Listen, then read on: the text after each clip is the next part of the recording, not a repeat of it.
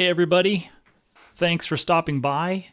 Thanks for helping me out get the hang of this. This is the first time I'm trying to do this, and um, so basically I'm here to take questions about NASA's exploration programs, you know, mostly known as Artemis. Let me go ahead and go through, just a quick overview in case this will help with questions. But right now,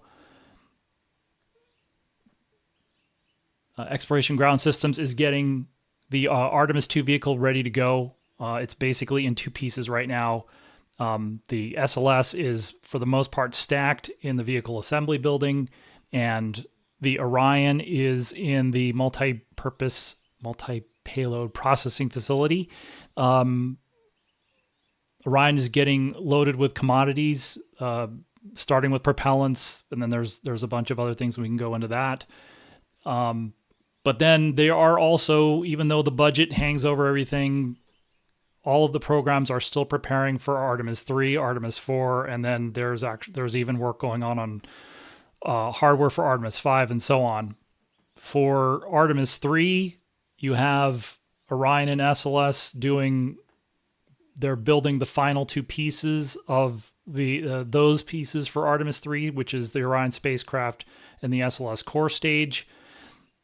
Obviously, SpaceX is doing all of their flight testing and prototyping at Starbase. They're getting ready for another flight test, hopefully in the next week or so. You have Maxar with the power and propulsion element. They're getting that element ready to go. Northrop Grumman is getting the habitation and logistics outpost ready to go for mating, and then they're supposed to launch in 2027. And then there are also builds going on for Artemis IV as well. And so that's kind of where that is. And we can go into the other, we can go into other parts of this. But let me, I don't want to get too far into the weeds here. Let me take a look and see about some questions here.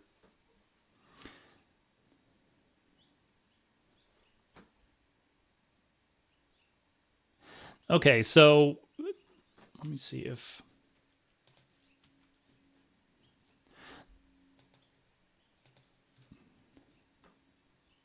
So Thomas asks about when stacking for SLS will be complete. So let me see if I can bring up a graphic. Again, bear with me.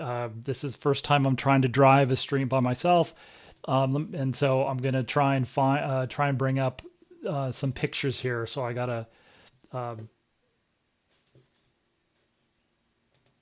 to find that picture, but it'll hopefully be more helpful to see something.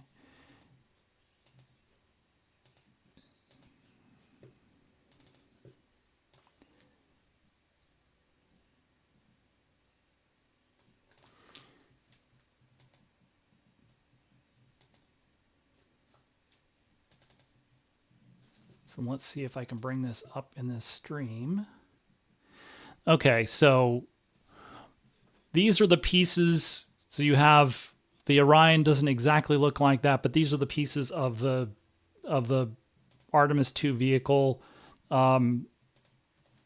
Everything to the lower left. So the SLS, the solid rocket boosters, the core stage, and then moving to the upper right, you have the launch vehicle stage adapter, the interim cryogenic propulsion stage. Those elements are stacked. The Orion elements are partially stacked. So you have what we're looking at in the upper right here would be the launch configuration. The only piece left to be stacked there will be the launch abort system up at the top. But there is that piece in the middle there, which is the connector between the SLS and the Orion, which is called the Orion stage adapter. That's still in Huntsville, Alabama, Marshall Space Flight Center. That is basically ready to be transported to the Kennedy Space Center. They don't need it they're not going to need it for a few months. My understanding is it's gonna the current transportation date is around end of the spring. So somewhere here in the end of spring, early summer. they will it flies in the Super Guppy, so they will wrap it up, put it in the Guppy, and fly it down to the former shuttle landing facility there, and it will end up in the VAB, and then they will do a little bit of staging of that. That's where the secondary these small sat, CubeSat payloads. There may be as many as I think 5. NASA is currently signing up. I think we just saw an announcement that Saudi Arabia is going to fly a CubeSat. I'm trying to remember what the other countries that were. The thing about this mission is because it is only going to do a lunar flyby, these CubeSats won't actually go out to the moon. They will stay with the upper stage when Orion separates from it. And when Orion separates from it on this flight, it will still be in a very eccentric Earth orbit with a very high apogee. And so the problem, if you want to call it that, is that the period for that orbit is only about 24 hours. And so unless they have their own propulsion systems like Orion, they won't stay in orbit for very long, only about a day. So the working parts of SLS are stacked. Technically the Orion stage adapter is an SLS program piece of hardware that connects this version of SLS, which they call Block 1, to Orion. And now they have other, if they get to the next version of it, there's another adapter that SLS provides. That's called the universal stage adapter that would connect the new upper stage with Orion. So that's the long version of that answer. So let me see here. Let's see. Nikki asks, has hardware for Artemis V been seen? There is, trying to think if the obvious hardware would be the first flight RS-25 engine. L3 Harris purchased Aerojet Rocketdyne, which was the prime contractor, is the prime contractor for the RS-25 engines. They still have 3 sets of space shuttle main engines. The RS-25 is basically the space shuttle main engine with some upgrades to fly with SLS. But they had a set of 16 flight engines when the shuttle program ended, and they're going to use those in the first 4.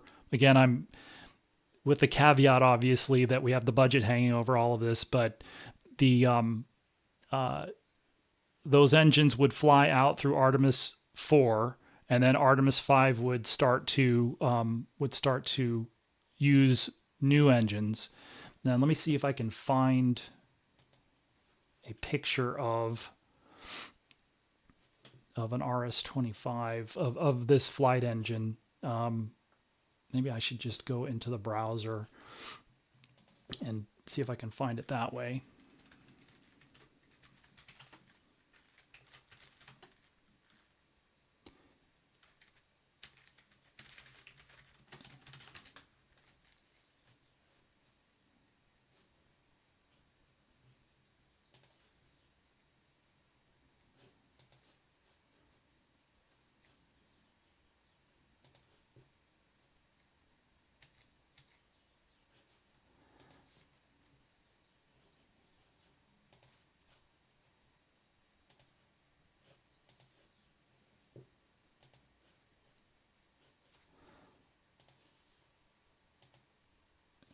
So this is an L3 Harris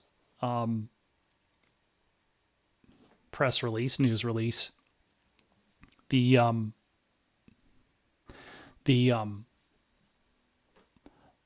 shuttle, the SSMEs were given serial number designations in the 2000s. So, again, I have a lot of useless shuttle trivia in my head. So the first 3 engines that flew on STS-1 on the shuttle Columbia were 2005, 2006, 2007.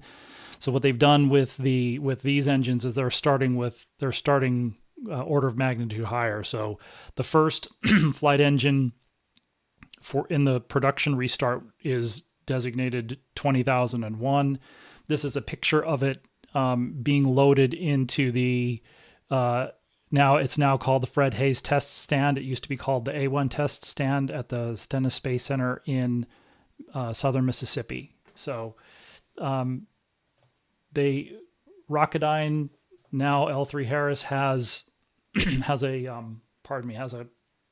contract to build I believe as many as 24 of these engines, so that would basically get all the way out to Artemis 10. This is the first one. They're planning on doing for the flight engines. They don't hot fire them on the ground very often. Usually they only want to do that once, just as an acceptance test.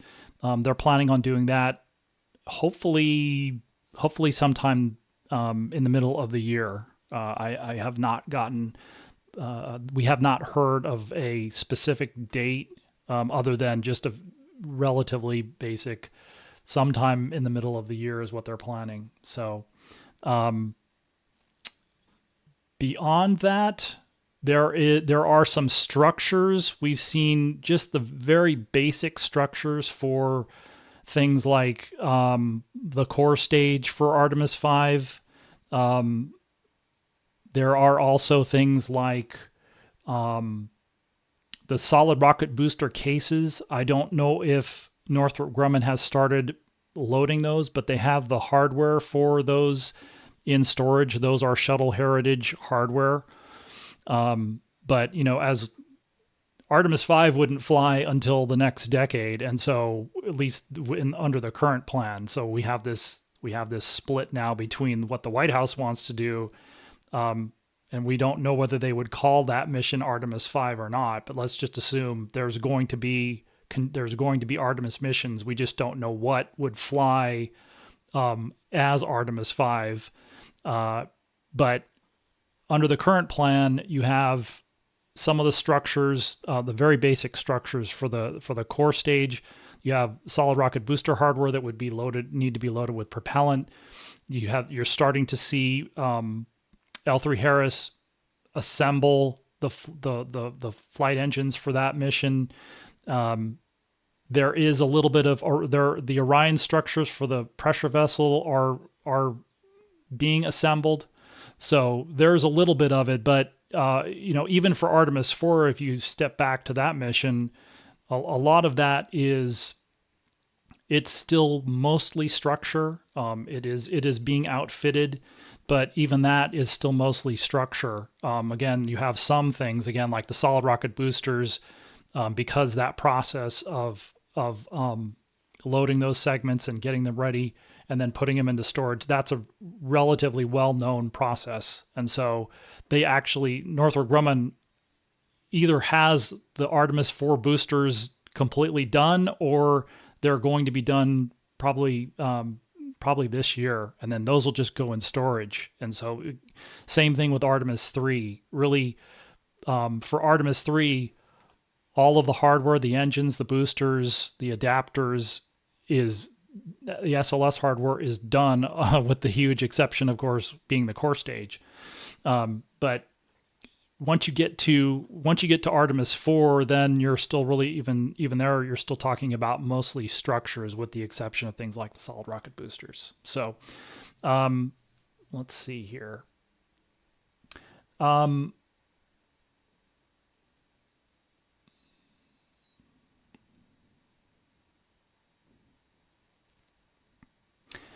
Let's see.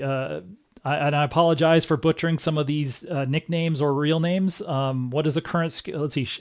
Shalux. Pardon me. What is the current schedule of the Universal upper stage? How much can we estimate the schedule to slip I assume you're talking about the SLS, the next generation SLS upper stage, which is called Exploration Upper Stage. They are building the structural test adapter for that right now, structural test article.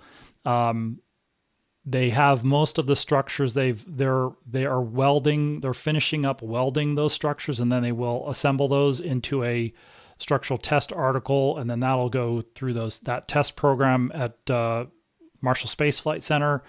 After they get done with that, they would then follow up with the flight article. The last schedule we heard from Boeing on that was the structural test article. They were trying to get that done by the end of this year.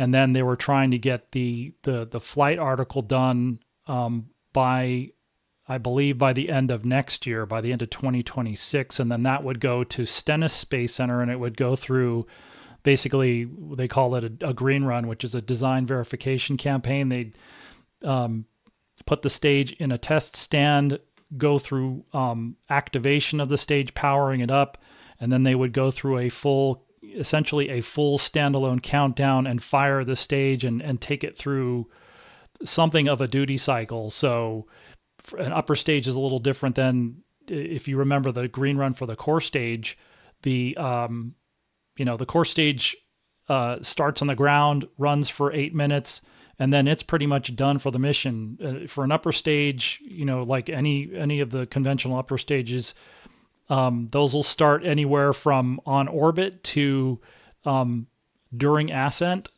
and then they will fire multiple times. So, for instance, for exploration upper stage, there's a burn to complete the ascent. There's a burn. Then you might have, you could have, depending on the mission. Right now, though, that's just going to be Orion. You would just have an ascent burn, which would circularize an orbit, a low Earth orbit, and then you would have a translunar injection burn.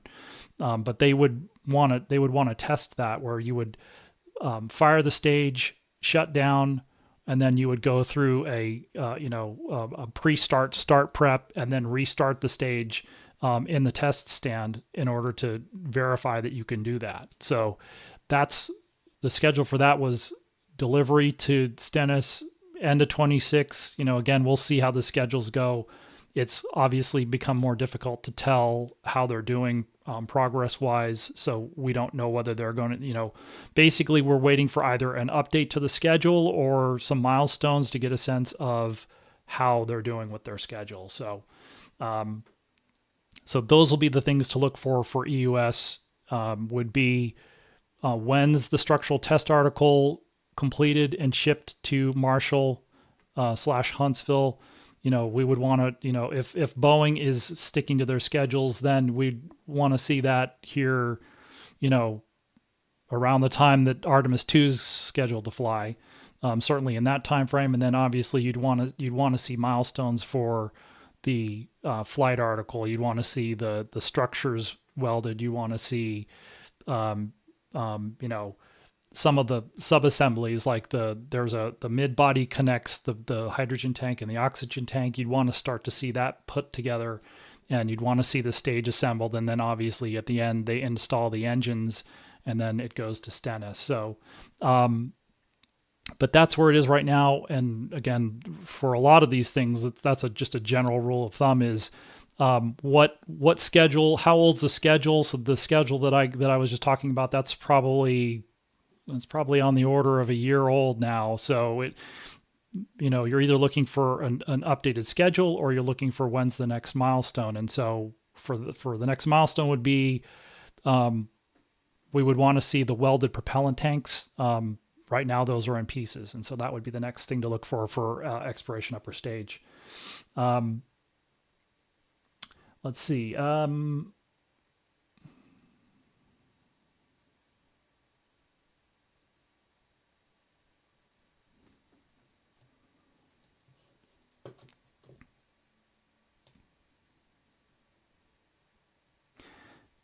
Let's see. All right. Hopefully, well, let me see if I can do a quick one here. When Sean Mendres, when will they announce the fiscal year 2026 budget? we're waiting for that. Hopefully in the next month.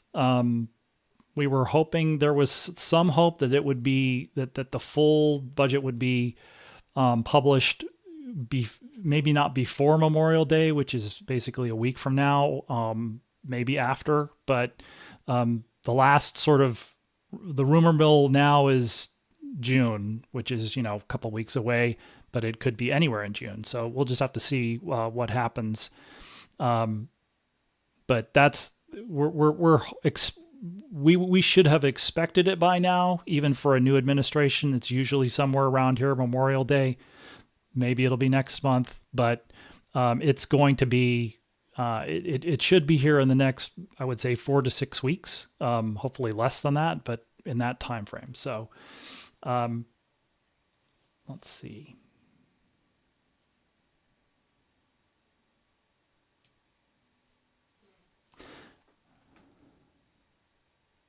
Let's see. Somebody asks, what is the biggest obstacle non-political to a higher SLS flight rate? Wow, it's a hard question to answer. But I think, possibly because there's not really a good answer at this point. It would require, I guess that's maybe the simplest way to put it, is it would require a lot of money. And the problem is that Congress is the main benefactor for SLS and Orion and this architecture. And, it's my opinion that they funded it going back 15 years, that it's been funded basically to preserve the capability as opposed to, utilize it or exploit it. And so right now the infrastructure is sized for basically one Orion, one SLS per year. It doesn't mean that it's impossible to expand that infrastructure to make it, to allow for production rates to be higher. It's just that would require the types of things you see, that you see the companies like SpaceX and Blue Origin are making significant capital expenditures into their development programs. Now, I mean, I understand that we're talking about companies that are funded by 2 billionaires, but that's the type of CapEx that you're seeing SpaceX invest in Starbase, invest at the Kennedy Space Center at Pad 39A. And I mean, they're looking at not just putting a pad in at 39A for Starship, they're looking at other launch complexes at Cape Canaveral. We don't see that level of R&D investment in the government programs. I mean, it's, they're trying to strike the government is trying to strike a different balance, rather than investing up front, pay me now versus pay me later. The business is trying to invest to size their products for the market. Government invested, would rather pay me later, so to speak. And so they've invested less up front. And the problem is that then you typically end up spending a lot more down the road than you would if you had just sized it to be, for a high flight rate at the beginning. And so it's not a good sign, because you don't typically see these government programs increase their flight rate that much after the initial investment. So there's a lot of skeletons in that closet. I've already taken a few minutes to try and go through some of that, but it's a tricky question. But again, if you want to just sort of bottom line it, the government did not invest. Even if you would say, well, that's a lot of money, and they have spent a lot of money, but the government flat funded these programs for the first 10 years or so of their quote unquote existence. And again, you can take Orion back even farther. You can take SLS back farther if you want to count Constellation, but they've never invested for a high flight rate. And I think you can make an argument that it's, difficult, more than difficult, verging on impossible for them to increase the flight rate. You just don't. I would be surprised, especially the progression we're seeing, where we're seeing the program being threatened with cancellation versus the program being expanded to increase flight rate. So I would be surprised, maybe SLS, we haven't heard a lot about a commercialized SLS in the last couple of years. That was talked about maybe 2-3 years ago, but haven't heard anything from Boeing or Northrop Grumman about that. And, again, some of the other things that we've heard from them are not wanting to take as much risk in this environment. And that would be taking a huge risk. You hear people talk about firm fixed price contracts. This would be, if you were to take over SLS completely, I guess that's a form of firm fixed price, except you're probably not getting paid for it at all. So with those companies not being as excited about taking huge business risks, I would be surprised if we see anything like that either. So,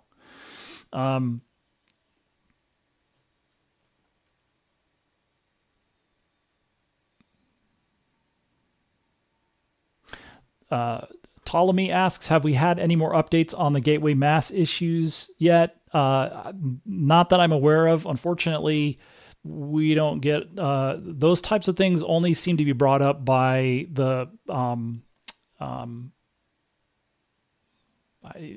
trying to think of what you call it, the oversight, the executive branch oversight bodies. So the Government Accounting Office and the Office of Inspector General.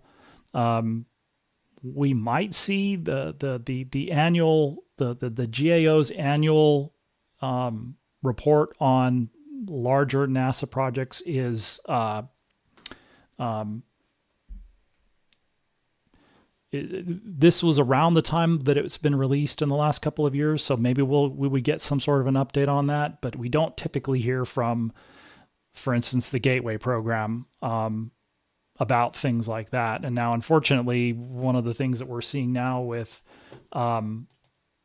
because of the budget situation, we're sort of in a freeze on interviews with the different programs. They are taking written questions. Like I can send emails to public affairs to ask questions about some programs, but it's going to be difficult to get because of all the uncertainty. It's going to be difficult to get questions like that answered. I think the idea will be they have some sort of a performance. They have a mass budget, and if they will adjust what's in the Halo module, especially to if they're still over budget, they will take some of the outfitting, some of the things that they were going to put in Halo and leave them in there for the launch and the spiral out to the Gateway orbit. They would just offload those and put those on a logistics, whatever the first logistics launch was to the Gateway. That would be the idea. I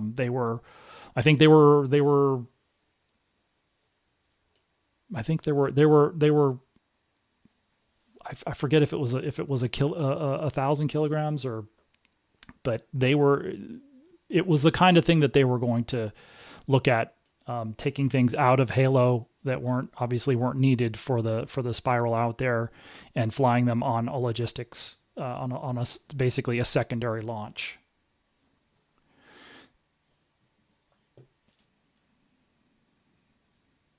All right. So somebody asked about future of SLS Block 1B. I kind of went over that in terms of the sort of future of SLS in general. Now you have the executive branch basically in favor of terminating it, certainly Block 1B, and then you obviously also have the BOLE, which stands for Booster Obsolescence and Life Extension. It's basically the second generation boosters. Those are being developed. If they got that far, the combination of EUS and the second generation boosters would be called Block 2. Both of those would be would in theory be canceled. Obviously, you're trying to save the money and either apply it to something else or just save the money. But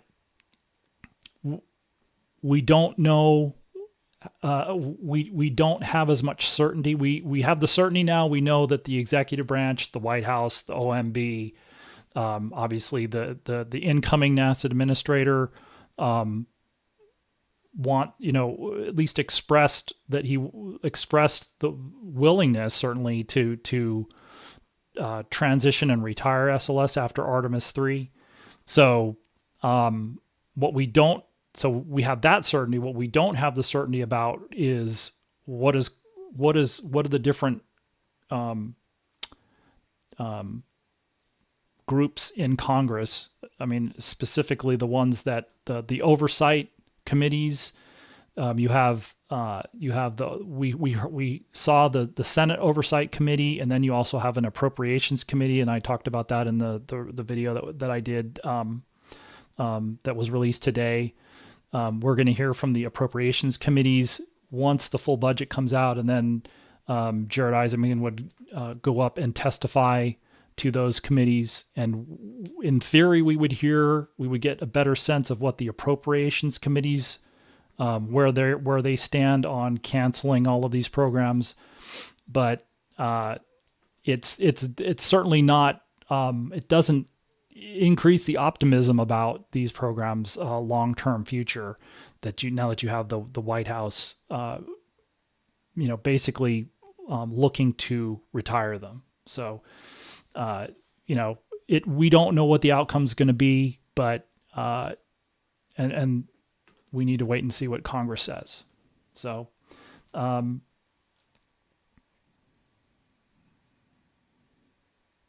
then just a quick thing on, so JC asks, how do you wind down something like EPOC? Well, that's the thing.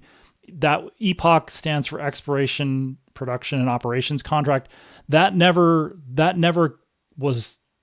never came to terms on that. So they were going to go straight from the current contracts into that. Then they came up with something called pre-EPOC, which was essentially going to be a transition from full government control to commercial taking over SLS. But NASA, Boeing, and Northrop Grumman never came to terms on that. So that contract was never signed, and so obviously is not in effect.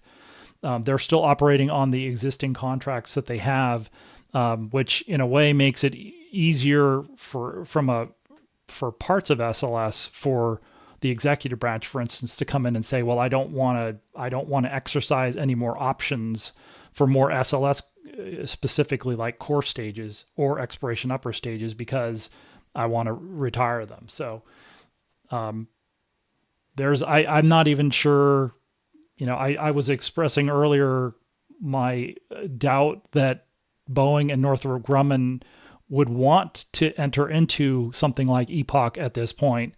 In theory, it would be something that would be on the table, which is, I imagine that the government would say, or certainly the White House would say, okay, if you guys want to take over the entire cost of operating SLS, they would probably be willing to, they would at least be willing to entertain a transition period for that. I'm just not sure that Boeing or Northrop Grumman would want to do that at this point. So,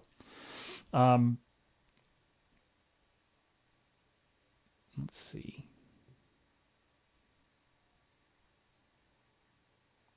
Bruno Koster asks, do you know when Starship HLS starts launching? I wonder if there's any specific SLS milestone it has to wait for, and then vice versa.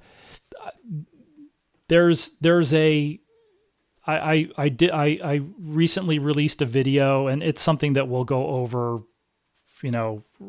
periodically, which is given whatever the current Artemis III launch date is, and right now it's mid-2027, which is fairly vague. And so as an exercise in this video that I released a couple of weeks ago, I said, okay, mid-27, I'll assume that that's July 1st, the middle of 2027. When would you need to, start stacking SLS? When would you need Orion to be ready? When would you need Starship to be ready? The Starship lunar lander has a contract milestone, which is called Lunar Orbit Checkout Review. So, you see that. Let me see if I can. It's one of many acronyms. No, I don't have it in here. I don't think. But this was just the slide I did for the outlook for Artemis III right now. But the Lunar Orbit Checkout Review would be after Starship does its translunar injection. So, the lunar lander will launch in the middle of the tanker flights, or at least that was our understanding was. You'd have the depot in low Earth orbit. You'd start launching tankers to it to fill, to refill it. Then you'd launch the lunar lander and begin begin refilling that. Then you would launch a series of other tankers to sort of, to get the goal to be completely refueling the Starship HLS. Then it goes to the moon, and it enters the gateway orbit. I'm not sure that it's necessarily going to be the exact gateway orbit for Artemis III, but it'll be in that, quote unquote, near rectilinear halo orbit. And once it gets there, then they would have this lunar orbit checkout review. And it would basically loiter in that orbit until Orion got there for the mission. But you would want to set things up with Orion and SLS so that, what I guesstimated was you would want to have that review before you rolled SLS and Orion out to the pad to finish that sort of last week and a half to 2 weeks of launch preparations.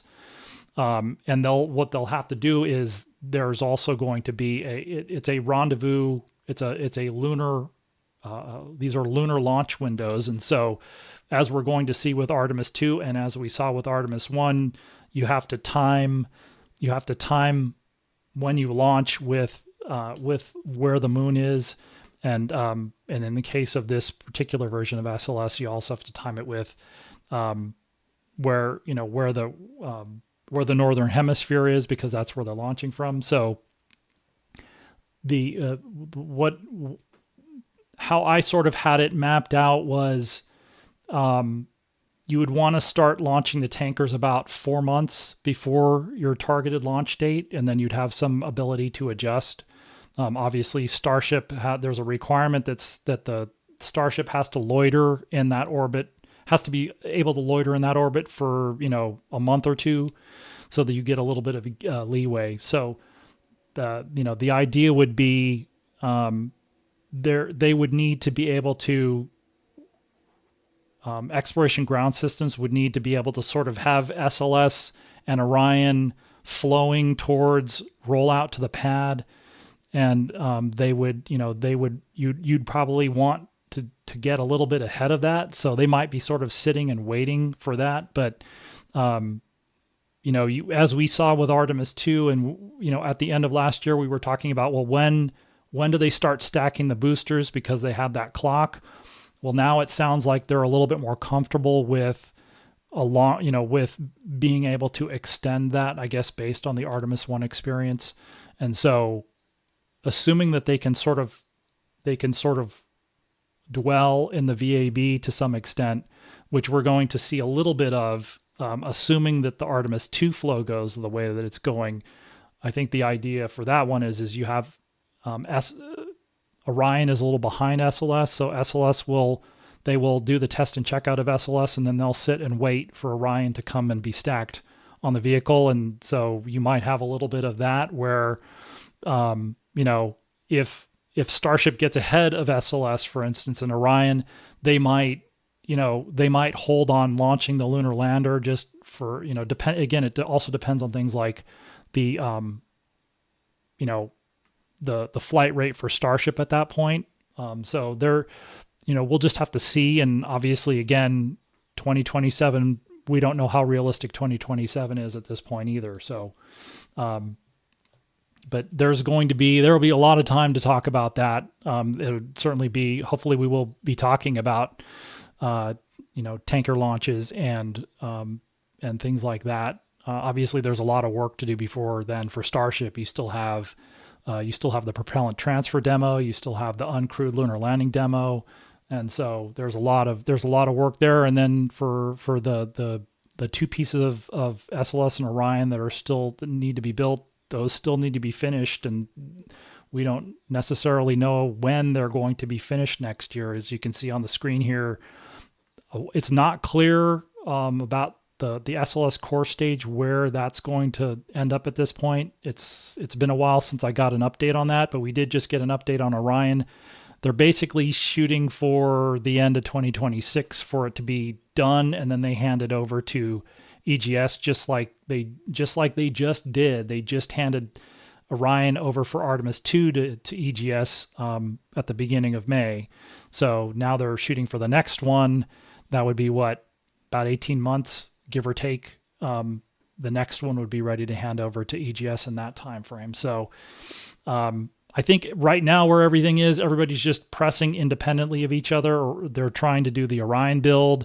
They want to get it done as quickly as they can. Same thing with the core stage. And then obviously you're seeing that, all the activity at Starbase. And now we're starting to see activity pick up at the Kennedy Space Center at 39A to get that pad ready to go too. So, they have to have some flexibility to adjust either on the Starship side or on the SLS and Orion side to whatever's going on when we get to the point where they want to start stacking those vehicles and start launching the Starships.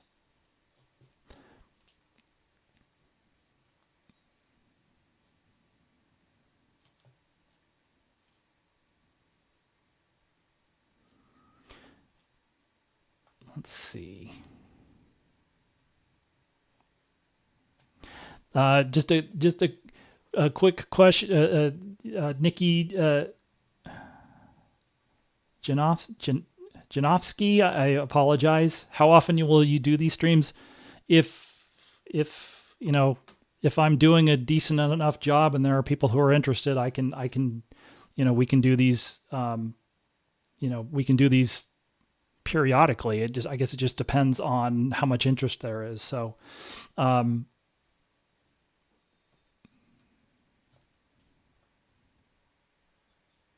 what do you think about lunar? Let's see. Moritz Spates asks, what do you think about Lunar Gateway being repurposed as a Mars station? That's interesting because a lot of the questions that we see asked are thinking about repurposing as a Earth orbit station. It might be from a design standpoint, it's obviously designed for beyond Earth orbit and for that environment, which is different than low Earth orbit for sure.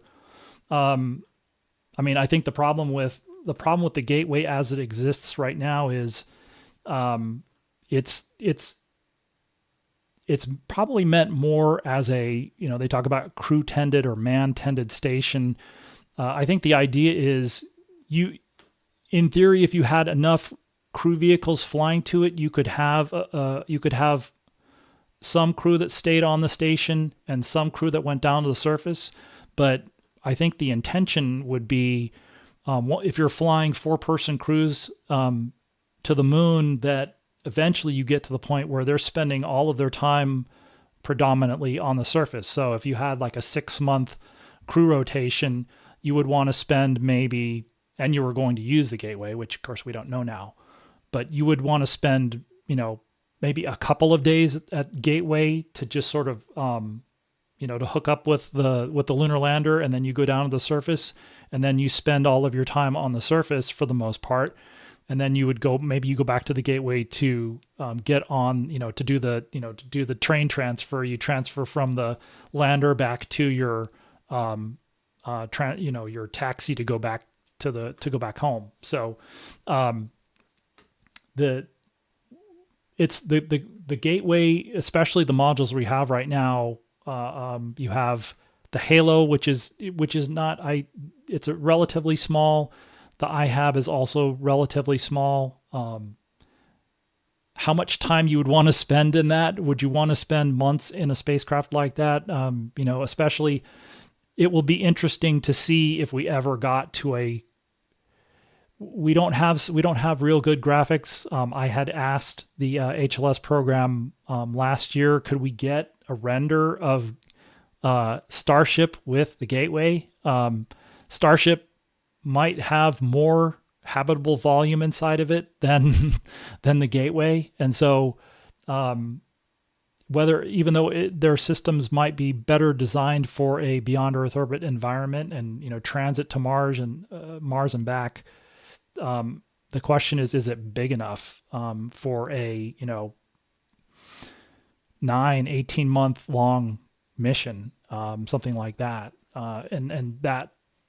You could obviously sort of gang together multiple vehicles to do that, but it might not be, this is not quite 10 years ago, but back at the end of the last decade, they were talking about, this was called, for a little while, was called a deep space gateway, and there was a thing called a deep space transport, which was supposed to be this large 40 metric ton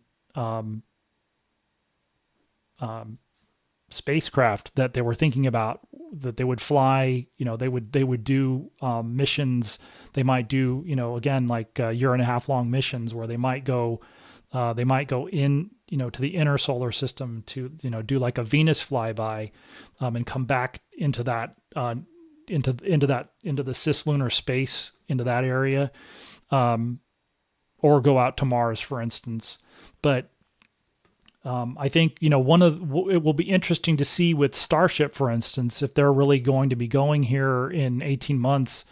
That spacecraft might not be configured for a crew to fly out there, but those are the types of things that they need to start. I'm sure they're thinking about it already, but those are the types of things that they're going to need to start designing for and have spacecraft set up to deal with. Is especially if you don't have nuclear propulsion ready, is you're going to need to talk about, over a year-long mission, even if you didn't get all the way down to the surface, but being able to go all the way out to Mars and all the way back.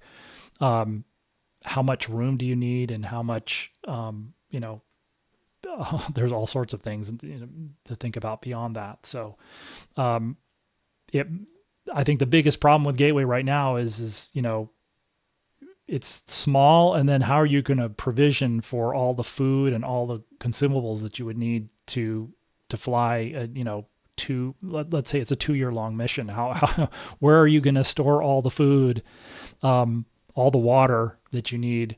Even the space station has some ability. I don't think that the space station is a fairly efficient, but is not a closed system itself. So, and the space station is much larger than the Gateway is envisioned right now. So,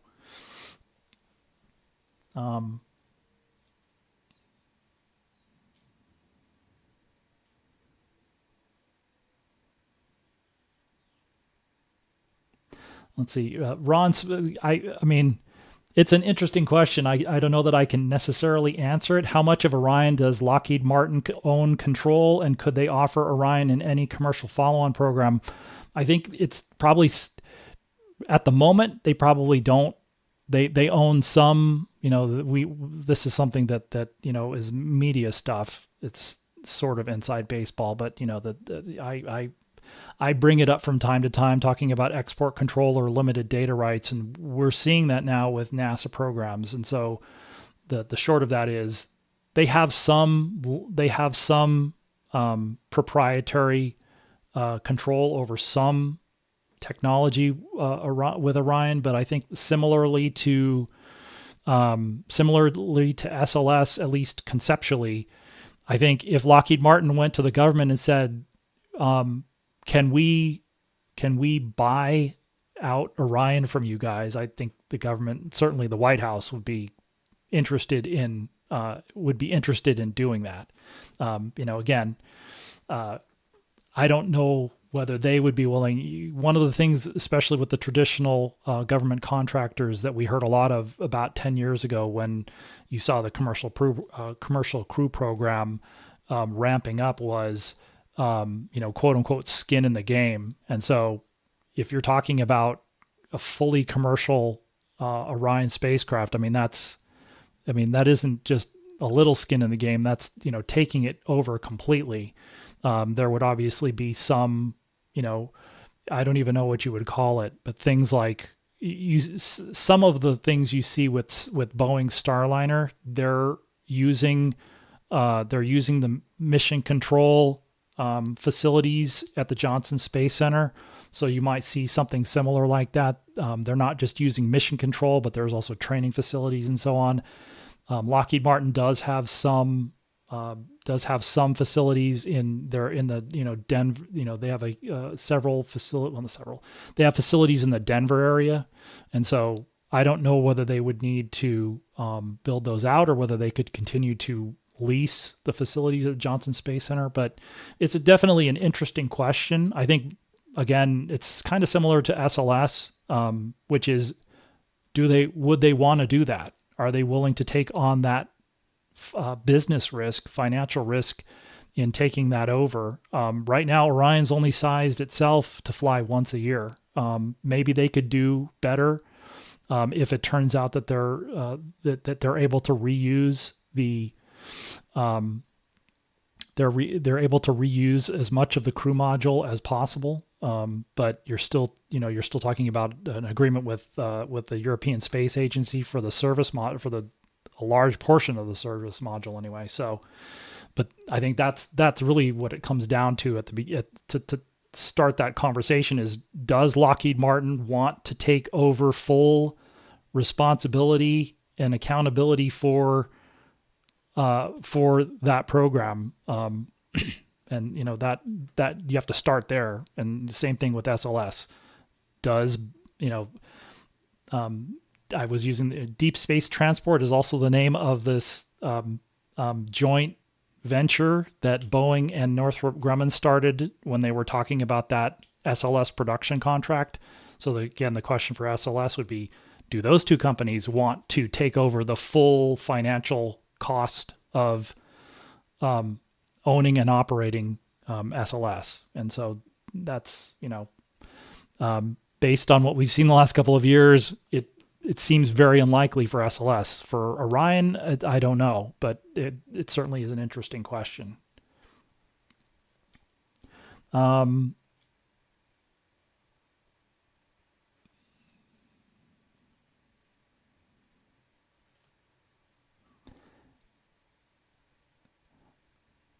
Let's see. So,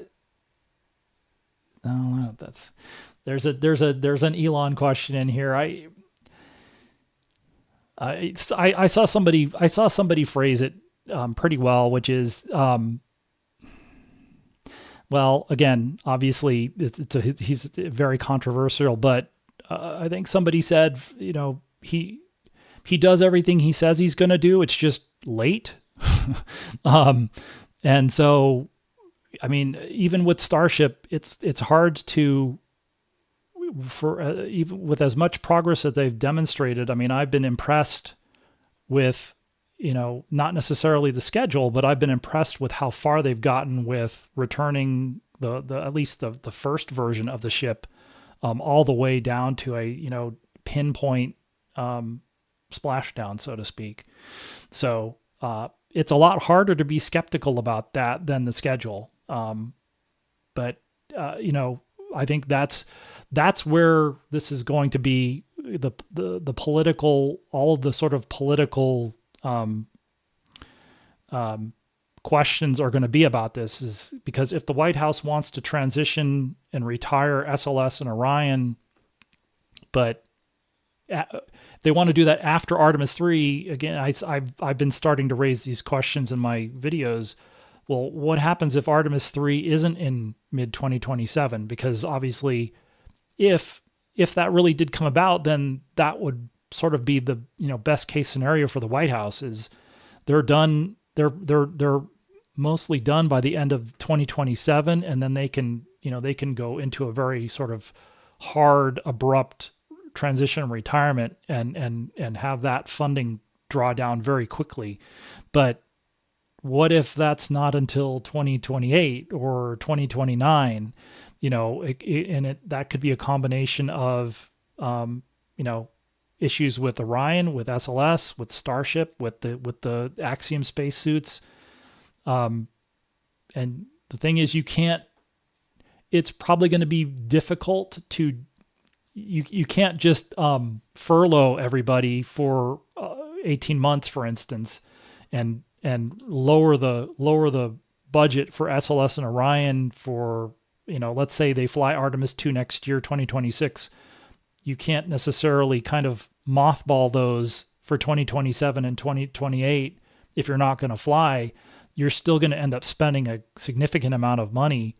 And so if Artemis III is not going to fly right away, what does that mean? Because it seems like one of the reasons that they want, it's funny to talk about transition and retirement for a system that has not even flown its first crewed test flight. So, but I mean, it's just another way of saying we're ending the program. But what do the point of that is because they talk about high cost, way behind schedule. And so if Artemis III, if we're waiting for Artemis III, I'm using the royal we, but if the US is waiting for Artemis III and we're in 2028 and Artemis II flew a couple of years ago, and we want to retire this because it's too expensive and it doesn't fly very often. What do you do? Are you just going to continue to pay that cost for another, 2, 3, 4 years until Artemis III is ready to fly? Or do you do something else? And so that's why it does seem like there's, we have a number of shoes we're still waiting to drop. And even if we were to get some sort of an agreement for 2020, for this budget that's coming up, fiscal year 2026, I still won't be surprised if we have more surprises when we get to fiscal year 2027. If you might recall that when Trump tried to terminate the SLS upgrades, that was with the fiscal 2020 budget, which, and again, these are announced a year in advance, essentially. So that budget was rolled out in March of 2019. He tried that 2 years in a row until he was out of office. So in a way, you could say he's basically just resuming the policy. He wants to resume the policy that he was trying to institute in 2019, which was to cap SLS. And, now he wants to retire it. So, but it's, this is going to be, it's interesting how a lot of this is going to hinge on, obviously, on Artemis II, but then a lot of it is also going to hinge on Starship. And you could end up in a situation where, if Starship's not ready until 2028, for instance, then again, you're looking at paying to keep Orion and SLS around until, for at least 2 to 3 more years, and not necessarily flying. I mean, again, you can make a lot of, the obvious point being, well, hasn't flown a lot in the last 5 years either. So, but you're still paying for that. And it's like, how long are you willing to wait to retire it? So, that's why I wonder about, there's another shoe to drop there too. So,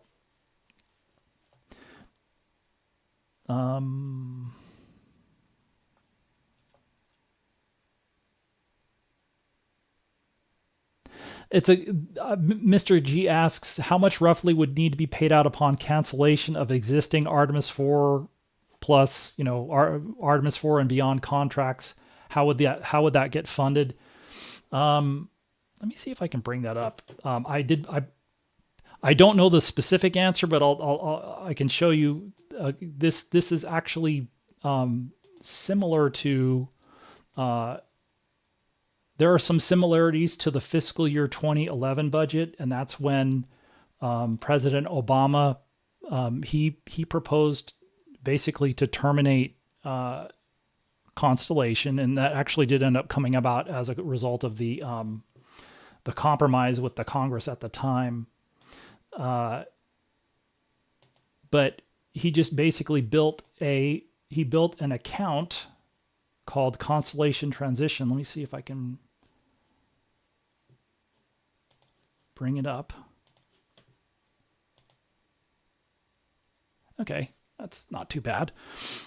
Okay, so this is the request for 2011, and so you see fiscal year 2010. You see enacted, so you see constellation systems. So that's all of those things. Orion, Ares 1, really just Ares 1. I mean, we talk about Ares 5, but that was very much of, I used to call these paper rockets, but you could just say Ares 5 was never more than a Kerbal rocket. So you see what happens though is those systems went from $3.3 billion in 2010 to zero. And you see where that money goes, and you see the line Constellation Transition. So they immediately went from, that goes from $2 billion in 2011 to $600 million in 2012. And that basically gets you through that. Now, so you're looking at $2.5 billion across 2 fiscal years, to cover the termination costs and probably other things. Now, again, Obama was proposing, well, this is a little similar, but you also have to look at the whole,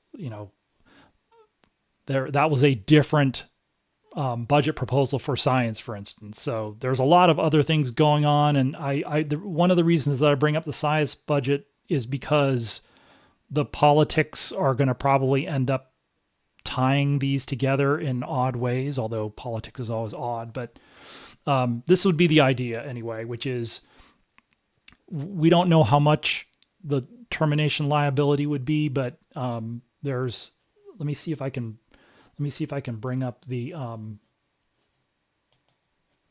it's a very small graphic, but it's useful for showing some of the contracts that are in progress. I think it was here.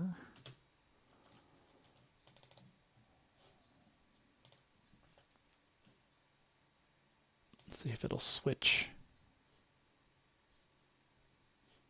Okay.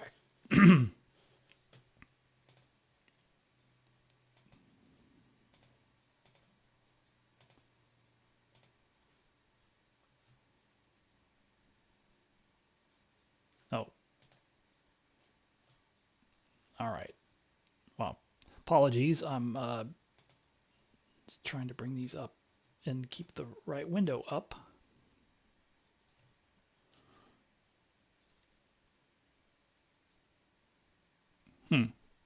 All right.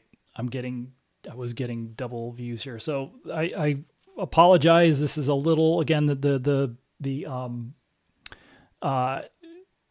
is a relatively low res graphic, but let's see, out of these contracts. So this was a snapshot, I think, taken in probably about 2021, but most of these contracts are still in effect. So, but these are some of the contracts that you'd have to buy out, some of them. So you've got Orion. You don't have Orion. The top one, that one's essentially done. DDT&E. So that's Artemis I, Artemis II. But then you do have to buy out the OPOC contract. That's production and operations. That's out through Artemis. Let's see. Those are block buys of 3. So 3, 4, 5, and 6, 7, 8 those options have been exercised. There's a contract for the next generation main OMS engine. So another engine that Orion inherited from the Space Shuttle program were those 6,000-pound thrust engines, and apologies for the U.S. units, but those are the easy numbers for me to remember. The two main OMS engines on the OMS pods for the shuttle orbiters. Those were, for the most part, all kept. I think one orbiter, Discovery, was sort of the orbiter of record. And the reason I say that is because, well, no, wait a minute. I take that back. I think Orion ended up with those engines too. So they kept those engines, as opposed to typically the Smithsonian wants to keep like the full, the full display unit, but I think all of those hypergolic systems are all holdout. Anyway, there's only so many of those engines left. So beginning, I think, with the Artemis 6 spacecraft, they would need new engines, and that contract, I believe, has been let. That would have to obviously be, you'd have to buy that out.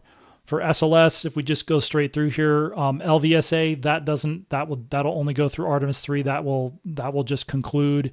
USA is that connector between Orion and then the Block 1B vehicle. That would be in effect. ICPS is another one that just gracefully, so to speak, but that only goes through Artemis 3. But then you have RL10. You have that one's in effect. Stages, those two contracts. So you have RL10. You have the spec contract. The stages has already gone away. And then for RS-25, you have the production restart, and then you have the additional order of 18 engines. The adaptation contract has gone away. For boosters, you actually would have to terminate. You'd have to terminate building the boosters for Artemis IV. Those boosters. I'm not even sure what they would do with those boosters. They'd obviously have to figure out how to dispose of the propellant cast in them, but you'd have to buy out the production of boosters for Artemis 4 through 8, and then all of the development that you're doing. That's the BPOC contract, which is a combination of, again, production of boosters for Artemis 4 through 8, and then also finishing development of the next generation booster, which is called Bolé just because I guess they haven't come up with they didn't want to come up with it. They used to call it advanced boosters. The program is called Booster Obsolescence and Life Extension, but it's basically the next generation boosters. And then what people forget about to some extent, or when you're trying to summarize this in 15 seconds, which again, I'm doing the opposite of, I'm extremely long-winded, but you're not just canceling Orion and SLS and in Gateway separate, but you're not just canceling Orion and SLS, but all the work that goes on at the Kennedy Space Center, which means, Mobile Launcher 2 obviously is in construction. You'd have to terminate that. But then you also have an operations contract. It used to be called TOSC. That's now called Comet. That's with Amentum. That would have to be terminated. Exploration Ground Systems does launch, landing, and recovery. So the launch is preparing Orion and SLS, and then landing and recovery is obviously Orion at the end of the mission. But if you cancel Orion and SLS, you also have to cancel. You would also be canceling the EGS program as well. So, but how much that's going to cost? Let me see if I can bring up the. Well,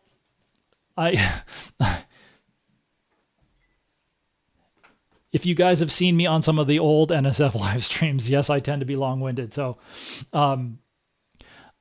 if we do another one of these, there will be plenty of time to go through this again, because we'll, if a Congress agrees to this, then we'll be talking about how much termination liability is in some of these contracts. As you can see, it's not, I don't know how many that is, but some of those contracts are going to end before Artemis IV. So, the original Orion development, LVSA, ICPS, the original stages, RS-25 adaptation, those contracts will all have either all ended or will end with Artemis III. So, but you're basically all of the work for Artemis IV and beyond is contracted, except for the core stage, actually both stages for SLS, but the boosters, EGS, those are all contracted out through like Artemis 9 or Artemis 10. Right now, the core stage and EUS are only hard contracted options exercised through Artemis IV. So, again, that we're going to see what decisions are made here in the next, what is it? Probably in the next 8 to 12 months, maybe less than that, but whether they're going to continue with this or not. So,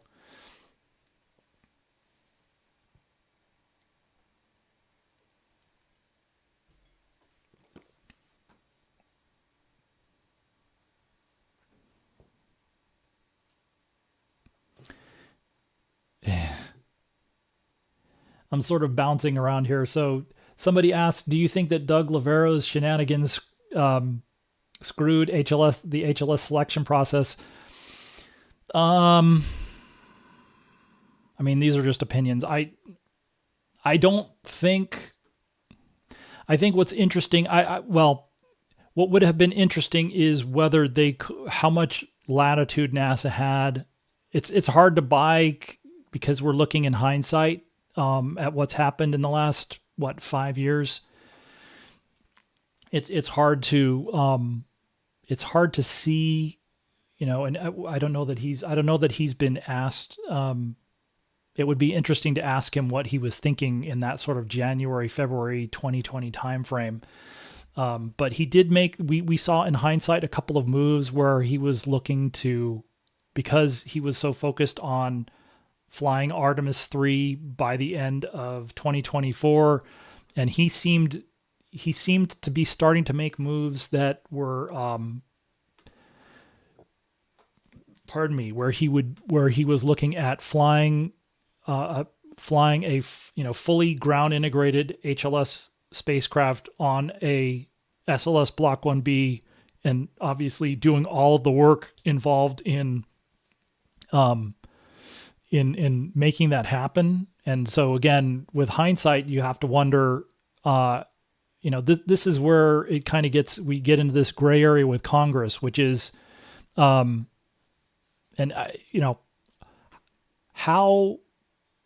now Congress is talking about China, but again, when we're talking about 2024, Congress continued to fund SLS and Orion pretty much at the levels that they were. They've sustained that funding for a long time. They did not originally fund the lunar lander HLS at a high level, and if you just look at the money, then what are their priorities? So, if the only way that they would have been able to make that come about, and I'm not even sure, again, there's no guarantee of success, but as I was saying earlier with the SLS infrastructure, it's just not sized to fly more than one time a year, really.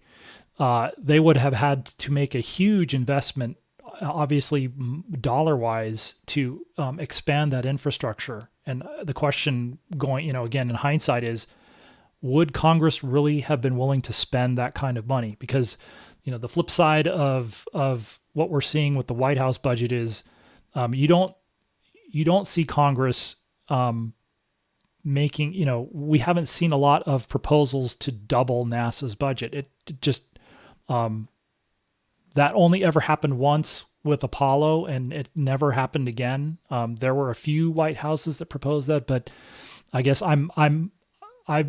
I've become much more skeptical. I lived through, the first George Bush's proposal to go to, Moon and Mars back at the end of the 80s.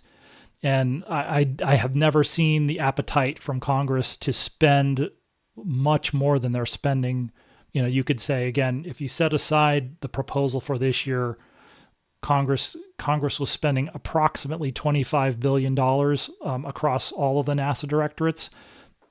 We haven't seen anybody or any consensus to increase that to, they're talking about this huge cut to the budget going from 25 down to 20. We haven't seen anybody propose going from, the analogous going from like 25 to 30, or from, to 30 or to 35 or to 40. We haven't seen anybody or any support or any consensus to do that. So I'm not sure that you would have ended up anywhere but where you ended up. I mean, obviously, thinking back to, obviously was a huge surprise to see it wasn't a huge surprise to see Starship selected in that down select.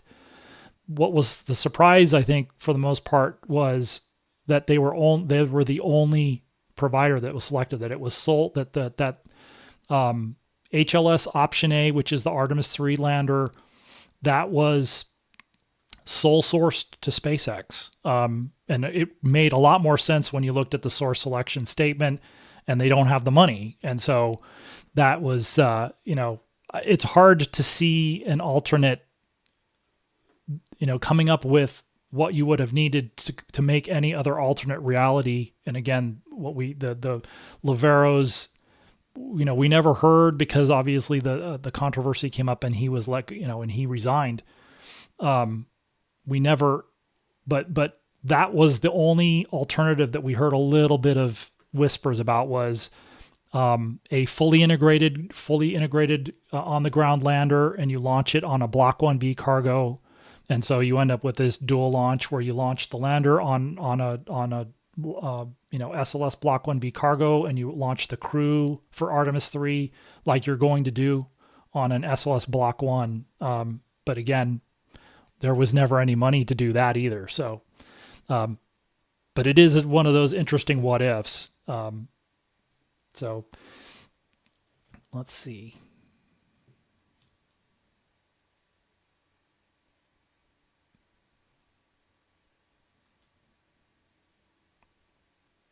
Somebody asks about, let's see, David PNL asks, am I wrong in thinking that a lunar frozen orbit would have been a better place for Gateway, provided SLS had the delta V requirements for it to achieve accessing that orbit? There's the infamous, I wonder if I can pull it up.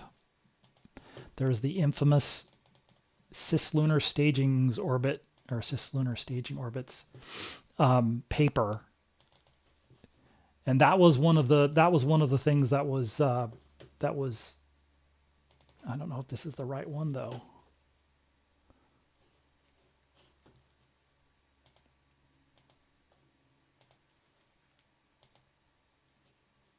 Let's see if it comes up here.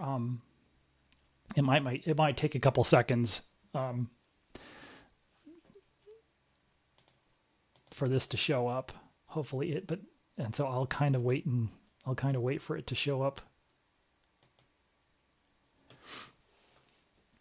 Well, let me see if I can find the page.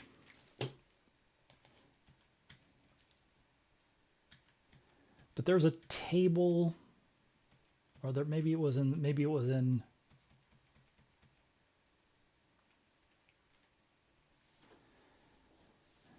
So there's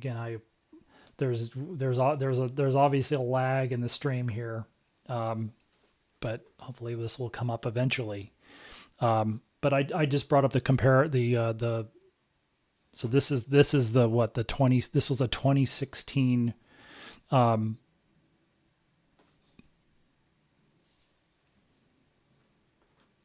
So you can see what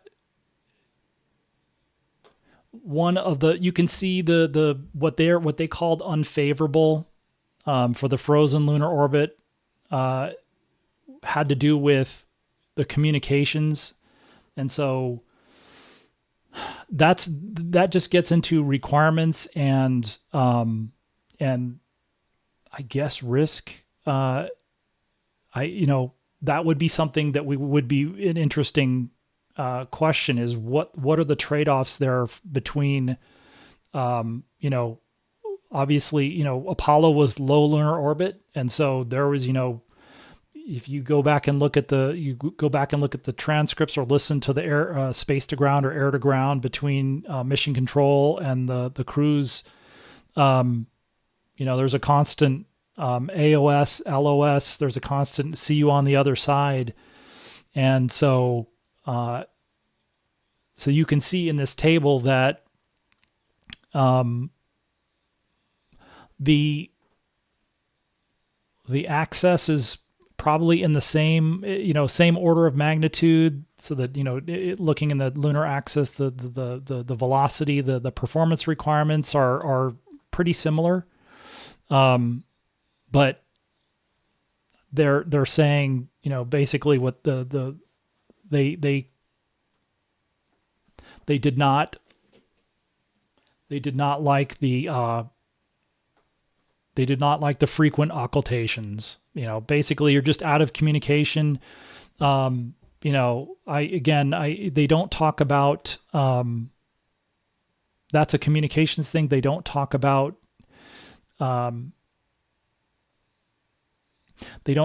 things like eclipse periods. That's also something that comes up for, that probably wouldn't be as big of a deal for a spacecraft like Orion. Because if Orion is docked to a space station, then similar to Dragon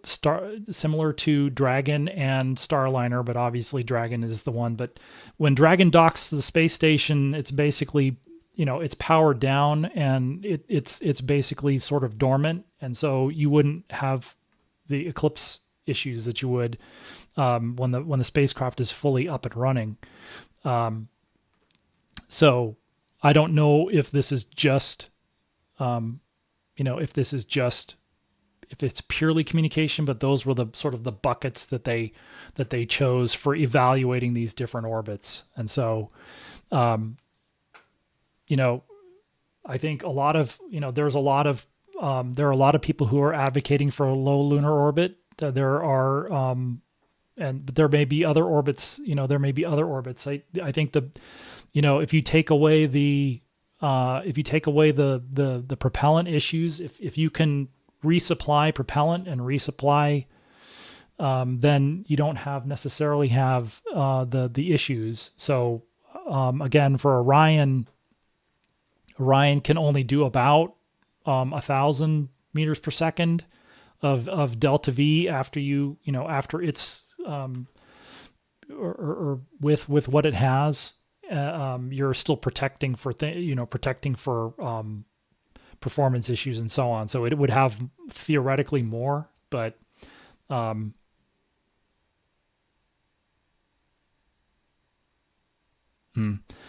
seeing, it looks like I'm having a little bit of looks like the stream is lagging here. So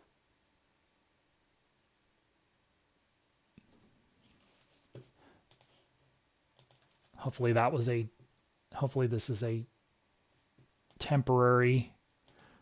I was seeing this a little bit before I started, so hopefully this isn't too bad. But the Orion basically has enough propellant, enough performance to get either to do one or to do half of what it needs to be able to do on its own, if you're going to do it that way. So for Constellation, Orion was taken all the way down to low lunar orbit, and it has enough performance to get from low lunar orbit with full tanks, more or less. It can get from low lunar orbit back to Earth, but it can't go from Earth into low lunar orbit. It can only do one or the other. So if, for instance, you had like a storable propellant depot, this is obviously, we're talking now extravagant, an extravagant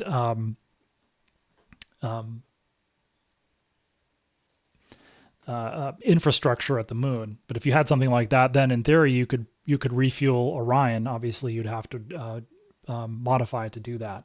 But those types of things.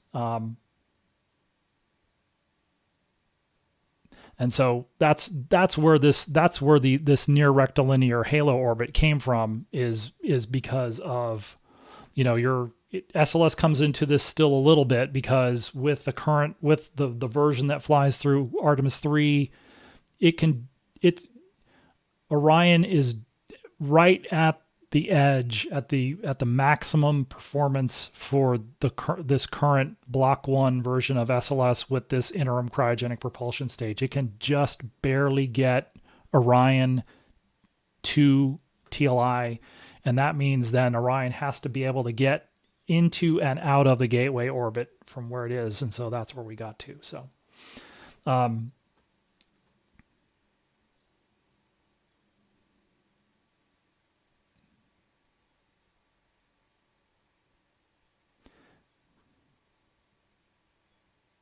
let's see. So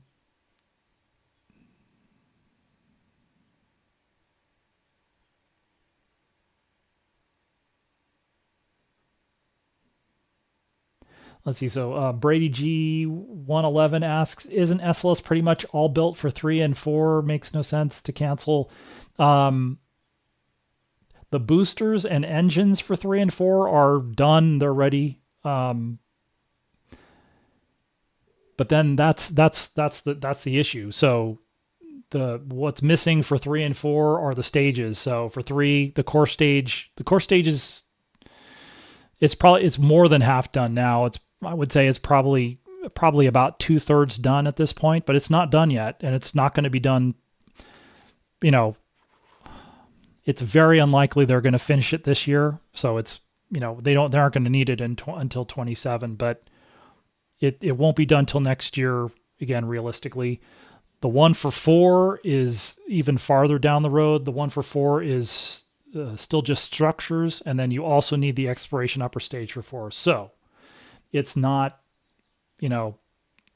it would certainly be advantageous if they had this hardware lying around ready to fly, but they, that's part of the issue that they're in right now, is they don't. Artemis 4 under the current plan is, that the schedule is September 2028. That's probably going to be challenging for even for SLS. I mean, mobile launcher, again, we tend to sort of euphemistically refer to the whole thing as SLS. I'm being more specific here. So those are separate programs. So SLS builds the rocket.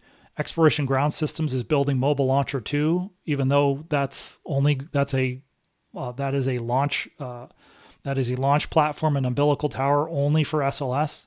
But those are built by separate programs. They have separate contracts. I mean, in theory, you could have the contracts one without the other, but it wouldn't make any sense. But still, the point here being, they're also on different production timelines. So they're supposed to both, you won't fly Artemis 4 until Mobile Launcher 2 and EUS are done, but those might not completely sync up. The Mobile Launcher 2 might be done before EUS, or right now it's supposed to be the other way around. But will either of them support September 2028? Maybe not. And of course, now we're looking at Artemis 3. Will they be ready to fly Artemis 3 by middle of 2027 or second half of 2027? And if they're not, and that starts to slide towards 2028, then you're probably not going to be ready to fly. Then you have other things that are going to hold you up from flying Artemis 4 in the current, with the current schedule. So no worries. Some of these questions are good just to go through and to just say, okay, here's where they are. So, yeah, let's see. So, RKR asks, if Gateway gets axed, do we know what happens to the contracts for Gateway resupply, like Lunar Dragon or JAXA's HTV-X?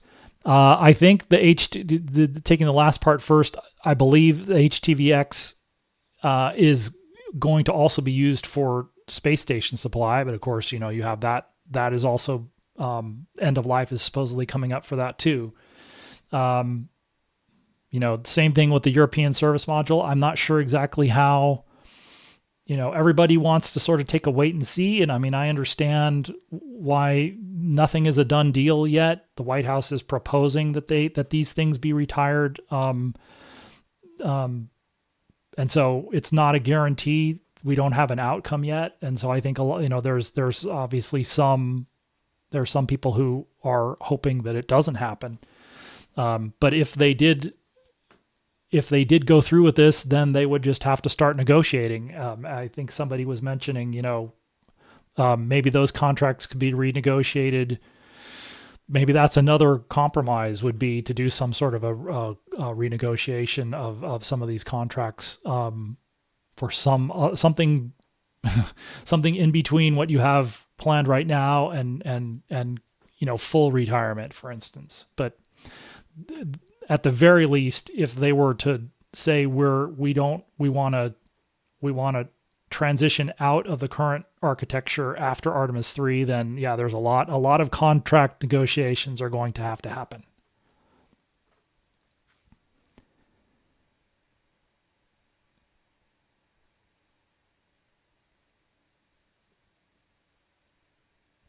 Let's see. That's an interesting question. Josh Kaufman asks, couldn't the rectilinear halo orbit be replaced by a communications satellite instead of having to place a crew into an orbit that has such low availability? Not sure. I'm not sure if you put a relay satellite, that probably would. If you put a relay satellite in that orbit, it probably doesn't even need to be in that orbit. Then yeah, maybe you could. There are other ways to mitigate the communications blackouts you get throughout a low, basically half the low lunar orbit. It is a balance. So we're looking at this thing. So the reason that they chose the near rectilinear halo orbit for a combination of these factors. So obviously, again, that first column is about Orion's performance, but then you also have access to the surface from whatever that orbit is, or access to low lunar orbit from there. How much time it takes to get there. The SK stands for the station keeping, which is how much propellant does it take to keep a spacecraft in that orbit? How stable is it supposedly? Although maybe that's stable might not be the right word for it, but how much propellant do you need to use on a periodic basis to keep it there? Low lunar orbit is notoriously hard to, they talked about mass concentrations back in Apollo. Those orbits you would require a lot of station keeping to keep it in a low lunar orbit, but it's doable. You just have to have the propellant. And I think that's, again, one of the things you don't necessarily see here is what are all the assumptions that are going into this study. And sometimes that's hard even for us to see. It's not necessarily explicit. So, let's see here. Okay, Nikki Janikowski asks, what exactly is NASA going to do to solve the Orion heat shield problem that they had during Artemis I? So their conclusion was that the Avcoat material they changed the design of that material. They went from a honeycomb structure where you have hundreds of thousands of cells which are injected individually with Avcoat to they took the honeycomb structure away and they fabricated the heat shield in blocks of just pure Avcoat material, but they had the permeability of the Avcoat was such that when you combine that with a skip reentry, the heat buildup inside of those heat shield blocks during the period where the Orion in the skip reentry, it goes down into the atmosphere and then it lifts back up out of the atmosphere, and that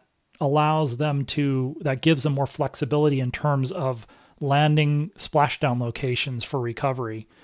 And actually, what it really does is it gives them more flexibility in terms of landing in the same place, very close to San Diego, from different approaches, different return approaches from the moon. And so,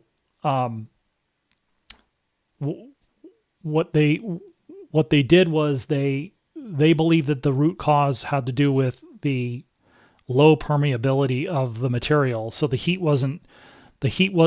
could not easily escape from the avcoat blocks during the period where the spacecraft skipped back out of the discernible atmosphere, and the heating from the reentry reduces, but you still have that heat within the blocks, and so it has to go somewhere. And so what it did was it ended up causing the material to crack, and then you had material come off in chunks off of the surface of the heat shield, off the avcoat.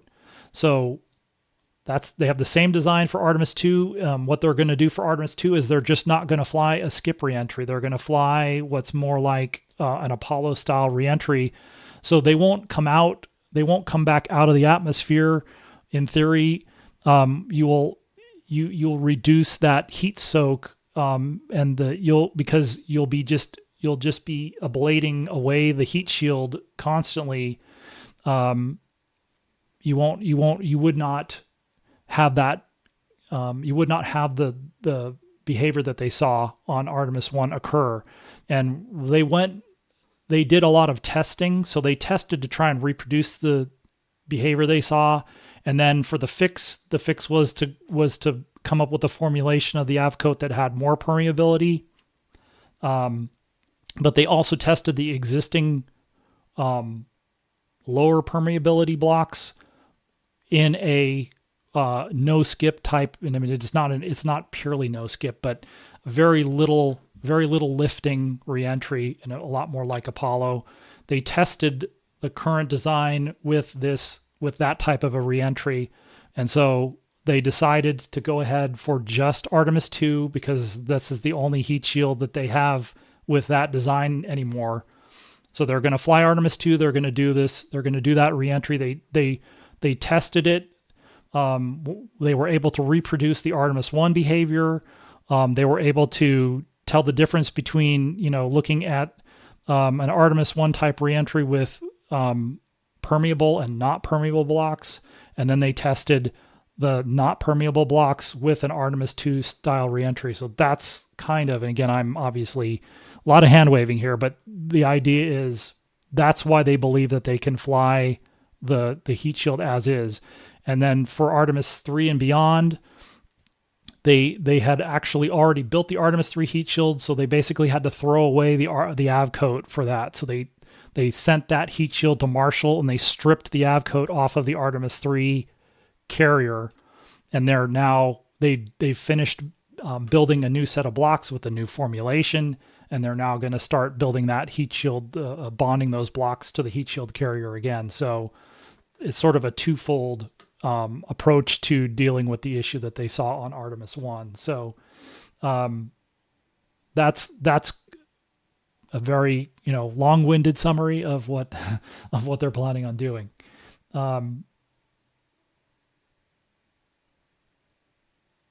Let's see here. Jan asks, would Dragon XL would be canceled if Gateway is canned? I assume so. I don't know. Some of these are kind of, we don't really know, because all we got was a preview of the budget. We don't know what's going to, there are rumors about some of the other things that were left. The budget preview didn't say anything about HLS. We assume, for some obvious reasons, we assume that contract's going to be kept, but we haven't heard about HLS. We haven't heard about Starship or Blue Moon. We haven't heard about the spacesuits. They weren't explicitly called out, so we don't know what they're doing with the funding for that. And then obviously the Gateway, we don't know about Gateway or Gateway logistics. So it would make sense, but we don't know that's one of the many reasons why we want to get the full detailed budget. It'll show all of the line items for things like Gateway and Gateway logistics, to see what what do they want to fund and what do they want to retire?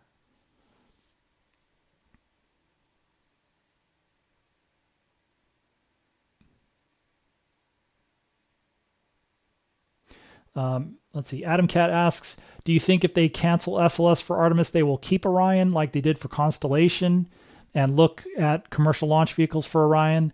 I mean, I think there was a lot of, there was a, speculation about that, because I think there were the speculation about what the White House was going to do. There were a couple of different camps there. There was one camp that was talking about, and again, maybe this is just conflating SLS with everything. You have, again, SLS is just one of 6 programs. EGS, EGS and Orion could survive in theory without SLS, and those are separate programs. But sometimes when we say SLS, we mean all 3 of those. But there was one camp that was thinking they're just going to cancel SLS and they're going to keep Orion and figure out and put it on another launcher. And to be fair, Orion flew on Delta IV. It was originally designed to fly on Ares 1.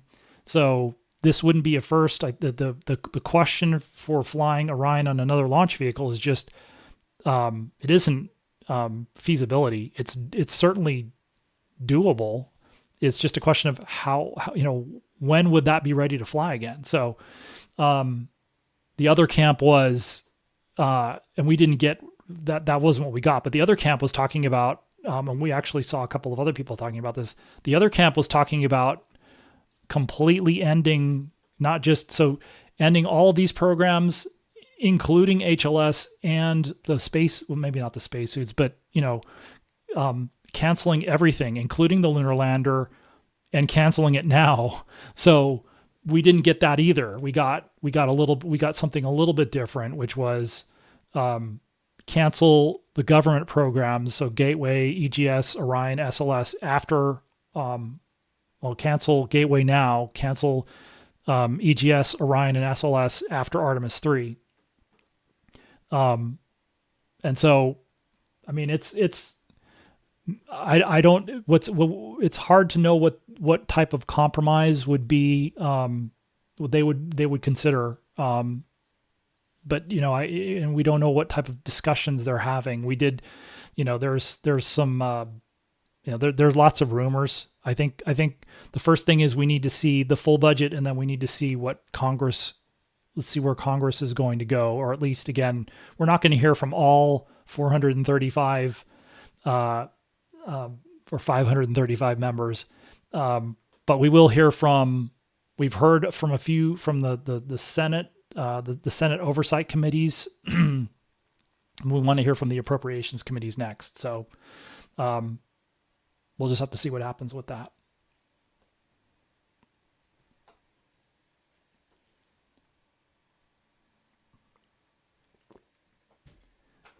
Let's see. Anthony asks, do you think it would make sense to bring up the Bolle boosters sooner if they're ready to go, assuming SLS isn't axed? It's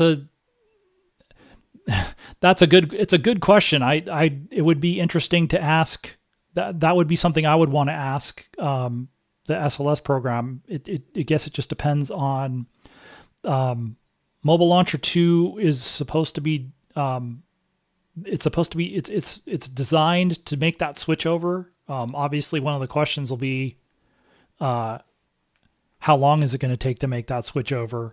And, that would be one of the things that would have to go into it. But they did talk about way back when, and they did some sort of an assessment to figure out how much Heritage shuttle solid rocket booster hardware they had that was still good to use, and they came up with 8.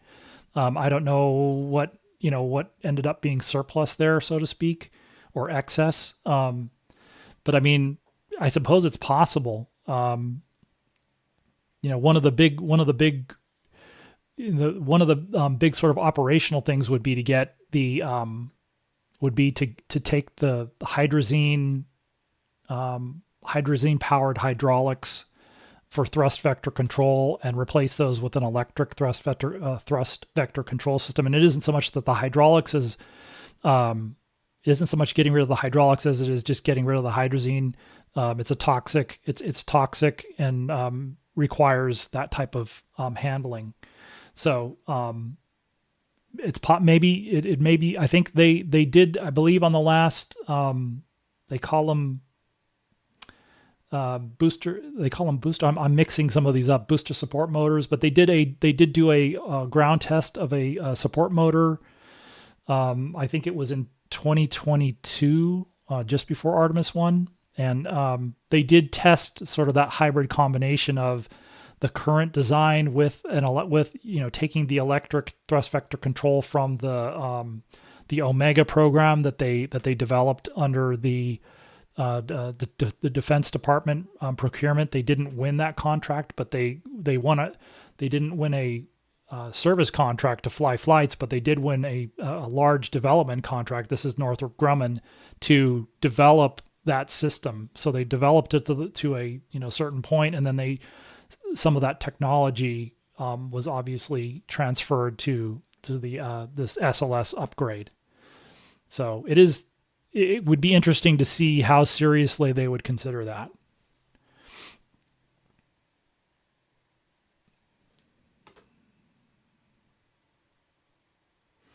Let's see.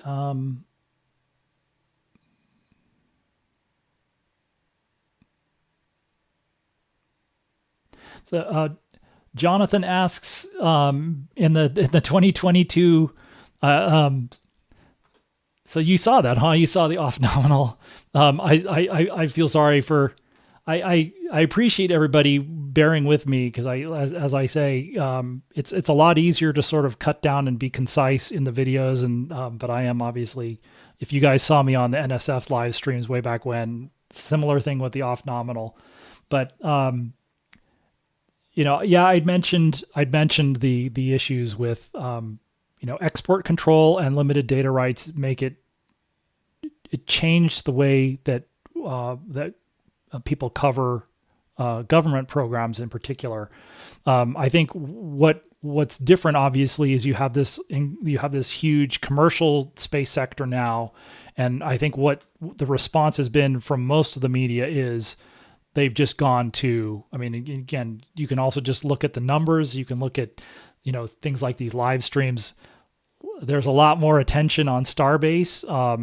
That isn't the only reason, but there's a lot more interest in commercial activities, and a lot more attention is played. So there's just an alternative now for doing this type of reporting. So, and I mean, in a way, I couldn't do this if I needed to cover everything, so to speak. I mean, that's what you see with NASA spaceflight. And I mean, I still work with them. It's just because of the limitations for covering this, this just by necessity has to complement something like what NSF does, because they're just, they're covering. I mean, obviously, the predominant launch activity in the United States is Falcon.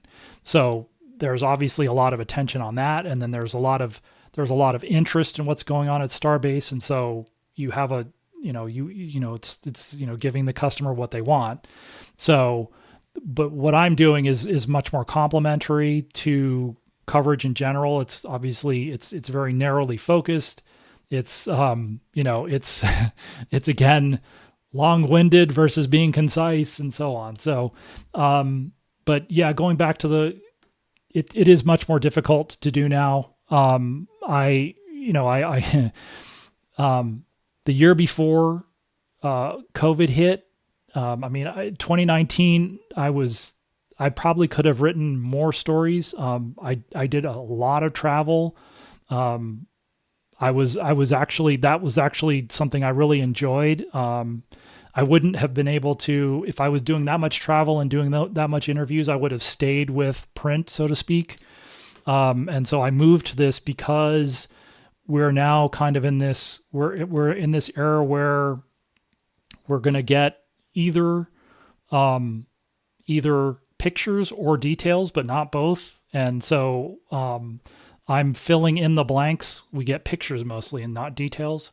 So I'm trying to fill in the blanks of the details with what background I have from the past.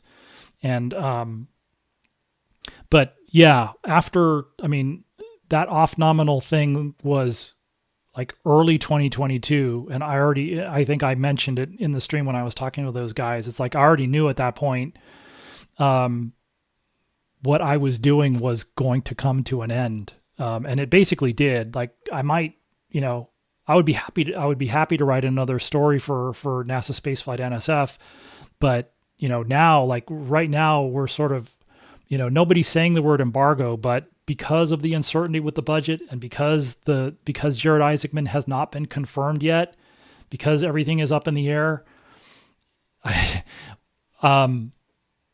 they've put doing even interviews on hold. And even before that, so if you set that aside and just go back to last year or go back to the last administration, post-COVID, the access and availability of people to talk about what's going on in Artemis had just got smaller and smaller and smaller. And so, I kind of went where the content went, which was, it went from, we talk about show and tell. Well, we went from show and tell to just show and not a lot of tell. And sometimes pictures can say 1,000 words, but sometimes they don't. So, yeah, it's frustrating, because I'll see people sometimes that I haven't seen in 5 years. And, I got yelled at the last NASA media event I was at, because I was, I saw somebody I hadn't seen in 5 years, and I just started asking them questions, and they were happy to answer the questions, but apparently I wasn't supposed to do that. And so, yeah, it's frustrating, and I wasn't even sure I was going to do this. So, but this seemed like a better idea given the type of content that we're getting now. So sorry for the tangent. But I mean, another quick tangent though. My stance was with public affairs going into Artemis 1, I can't cover the launch if I'm standing at the press site and just spectating. The way, there's plenty of media to do that, and which is to provide coverage of the experience. And I'm not saying that shouldn't be done, but what I was lobbying public affairs and the programs was through public affairs is I want to cover the launch and the ascent, which meant I would want to be closer to a control center. And I would want to know what's going on during ascent. And you had some public affairs, you had the public affairs commentators in the Launch Control Center and the Mission Control Center, but they're limited in what they can say too. And so, that doesn't bode really well for somebody like me. But like, I'm not even sure for Artemis II, I'm not sure exactly what I'm going to do, because I remember there's a very famous or infamous space shuttle launch, STS-93, where they had issues during the first, well, it was throughout the ascent, but especially there were a lot of calls in the first 2 minutes of flight where I happened to be at the causeway watching that launch as a spectator. And it was one of those ones where it was cool to be watching this and you got the experience, but it was like, I found myself wanting to hear what's going on, and I wasn't able to tell what was going on just by watching the launch. So that's still going to be my focus, is to try and cover the operations. And so it's going to be interesting. I could easily see myself going to Florida for the launch and then covering the launch from a hotel, maybe with NSF if they'll have me. But you're still going to be in some ways, once the noise goes away after a couple minutes, you're better off watching the live stream, the NASA live stream or the NASA spaceflight live stream. You're going to know more about what's going on there than being at the press site. So now, if something happens, then you want to be at the press site for afterwards. So anyway.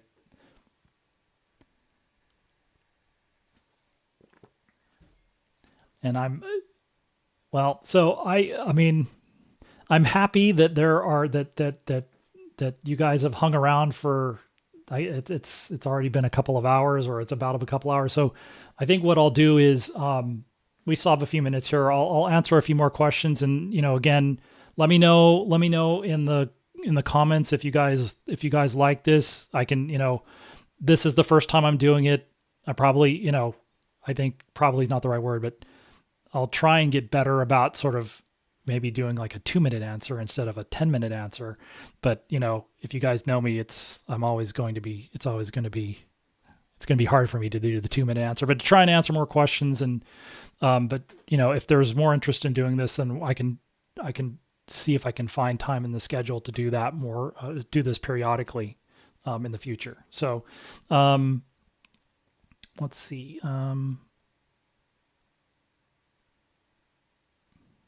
RKR asks, does NASA have plans yet for what's going to happen to ML1 after Artemis III?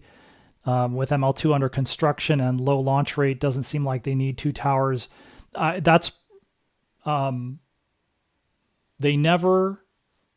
There's no commitment to do anything with Mobile Launcher 1 after Artemis 3.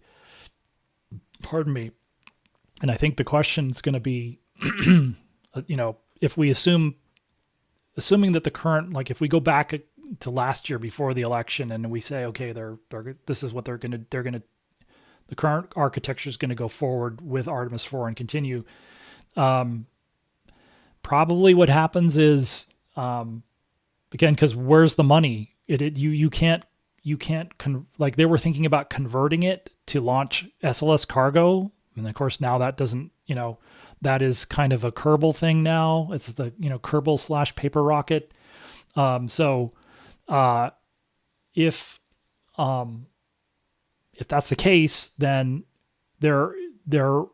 what do you do with that? Because it isn't free to continue to maintain it. It's sitting in the salt air right out, right on the ocean side. It's constantly is going to need corrosion protection and maintenance just to keep the things, keep the systems, either need to keep the systems active or, you have to figure out what to do.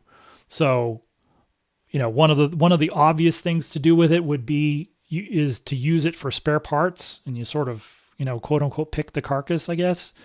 If they're not going to do anything with these, then you would there are lots of things on the mobile launcher that would be, valves. They have some of the equipment in them that, we sort of became familiar with during that last Artemis 1 launch attempt. Talking about, the sticky mobile launcher valve, those are called skids. It's basically a big valve complex that controls the flow of the propellant from the big tank farm onto the edge of the launch pad infield into the mobile launcher and then into the rocket. Well, they'll need a lot of those things for Mobile Launcher 2. And, just like with aircraft maintenance, parts break, or you have a part that says you can use, this part can be used for 5 years or 3,000 cycles. And, for this system, it's probably you're going to time out before you cycle out, so to speak. But then you need to do something with that stuff. And so having spares would be useful. You might end up having spare umbilical arms and spare, all sorts of things. So not the greatest, ideally you would, this goes back to the whole, what are you investing? How much money are you investing in infrastructure? And then the question, if you step back even farther, then what's the best time to make your investment in infrastructure and do it in the most cost-effective way? And probably it's hard to argue that the most cost-effective way to invest in infrastructure is to wait 15 years and then tack it on as a retrofit. So they're just not prepared. They're not prepared, I don't think. And they don't have the money to support 2 mobile launchers anyway. So, that would be my assumption is they would harvest it for spare parts, and then they probably have to figure out how to, they'd have to let a contract to demolish it, I would imagine. You just deconstruct it and sell the metal for scrap. But I mean, they would save whatever they could. Now again, if everything's getting canceled, then you're going to be looking at what do you do with all of these structures, just like after shuttle. So,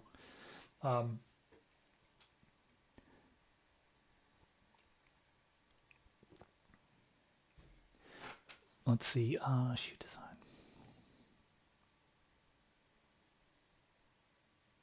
design. Well, okay. There's this is another one of those media questions, but I mean, it's Sam says it's not necessarily a question, but Sam says, I wish NSF would do more Artemis and Blue Origin coverage. I think, there's the problem is, for NSF, or if you want to call it a problem, but I mean, they have more content than they have enough Starship content probably to satisfy, a huge amount of their audience. But the problem is that we just don't get, I've talked about Artemis a little bit about sort of the low level of content. It's also content that's not easy to harvest, so to speak. Like, I'm part of the reason I stayed with it is because I have background with, I have this heritage background, being a child of shuttle. So I have that to go with.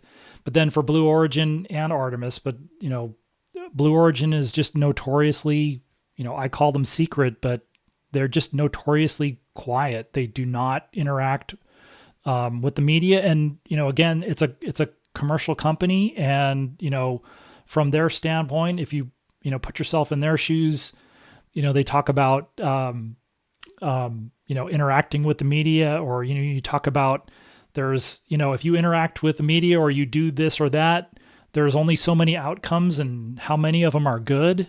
And so what's the, I understand from their point of view, what advantage do they get from interacting with the media on like the level that NASA does, for instance? And the thing is, of course, NASA still has some obligation to interact with the media because it's a public program. It's paid for by the taxpayers for the most part. So there isn't a lot of on the record news content that comes from Blue Origin. And then you can make the argument, again, to a degree, you can say the same thing about Artemis. I do have some ability to ask questions, but, you just don't see a lot of, some of the programs like, even when I was doing more with the SLS program, and I was able to travel to Huntsville and do interviews, face-to-face interviews with them. I was able to travel to New Orleans. I was able to travel to, New Orleans. In New Orleans, you can get to the factory there and you can get to the Stennis Space Center. They're both within about half-hour drive. But I mean, I can't remember the last media event at the Johnson Space Center in Houston that had to do with Orion, or Gateway for that matter. It probably goes back to the first Trump administration. There was an event there for the Ascent abort test. I think this goes back to like 2018 or maybe, 2018. So, I mean, they've probably had some Orion events, maybe in the Houston area. They may have taken one of those landing and recovery trainers out to Galveston Bay, for instance. But in terms of like going to the Space Center and talking to Orion program officials, it just doesn't happen. We aren't given that opportunity very often. And so, you end up with the same type of problem as with even some of the commercial programs. So, I hope this inside baseball stuff is at least mildly interesting. It's okay if,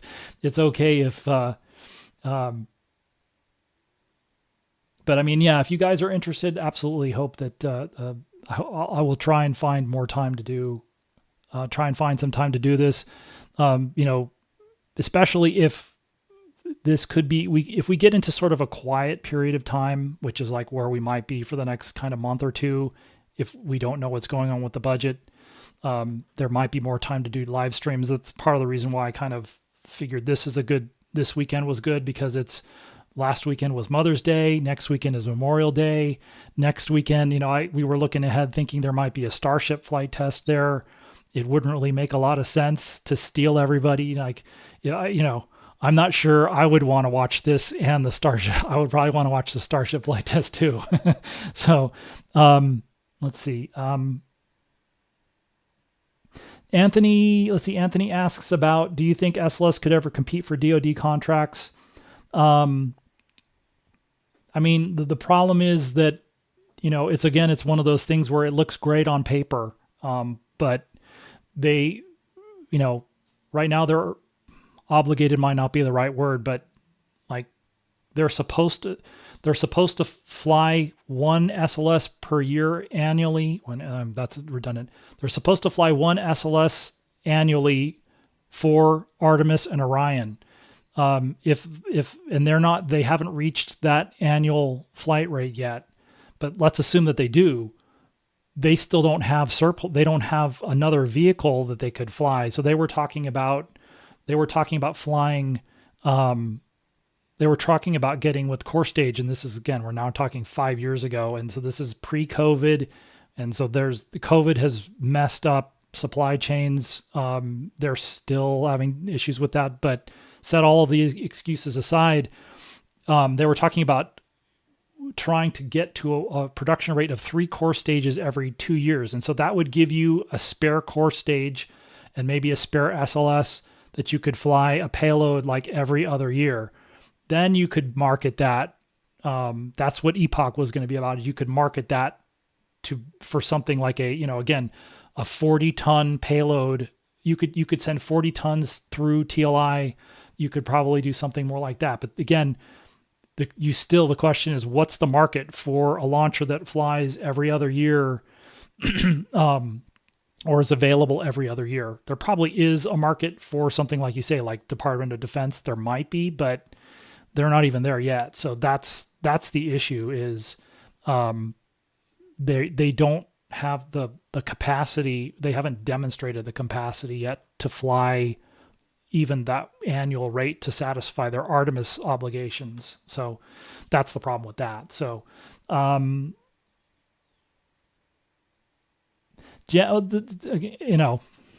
these are interesting questions to me. So I'll just, let me see if I can hit a couple of these.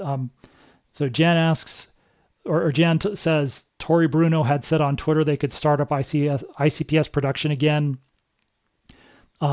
What are the chances SLS survives, but only as a Block 1 variant? It's a great question. I guess my meta question is, would United Launch Alliance, either Tori Bruno or United Launch Alliance, what would they say at this point? It would be interesting to ask them again, what's the status of the tooling to build those stages? Is it even possible to do that at this point? So they only had committed, I think, up to the last Delta IV Heavy flew in I think it was a year ago now or thereabouts. So I don't know what they did, because they probably want to use the floor for Vulcan, or they are using the floor at Decatur. Decatur is in northern Alabama. It's actually kind of in that same Huntsville, Madison, Decatur area in northern Alabama. I don't even know if they have room on the floor for it. And then, you have the parts, but you also have the labor too. They aren't going to keep they aren't going to keep the production around to do that. Or if they have, those people are working on Vulcan, and I'm sure that they could figure out a way to build a stage at some production rate. But right now, I'm not even sure. Like, that's right now, you'd want to start with, can they still do that? It's a year later. It costs money, just like we were talking about with Mobile Launcher 1. It costs money to keep that hardware in some state of maintenance. So, I don't know how much it costs to mothball it and so on. So it probably is still possible to do, assuming, you see some old shuttle structures and space station structures. They don't have any room at Marshall Space Flight Center. They just put them outside. And that's, that I don't know how long it took for those structures to become useless, so to speak. I mean, but they're going to rust and become useless. If they had to put those outside and they weren't sealed, we could already, it's not out of the question that they can't build any more ICPSs already. So that's one of those questions. But it's a very interesting question. Let's see. So there was a question about, does SpaceX need to show really significant progress on HLS consisting of defined goals for NASA? That's a good, that's that's sort of the $64,000 or $64 million question at this point. We don't know. I would say under the current circumstances, we don't know. We probably have to see, we have to probably double check and make sure that, Artemis is going to continue. But I mean, I also think, you could say the same thing about the other programs. So there are contractual dates for all the programs. So Orion is supposed to deliver their Artemis III hardware by so-and-so date, SLS by so-and-so date. Same thing with SpaceX, same thing with Axiom. But if they don't, because they haven't in the past, those dates just keep getting changed. Is there, for a firm fixed price contract, I'm not sure that those milestones have been tied to propellant transfer demo, uncrewed lunar lander demo, or how large of a payment do they get for those? As I think I put up the procurement page, they front loaded contract milestones. So they've gotten money because they need the money to do upfront development as well. So, the big picture question is, if the programs continue to miss their dates, is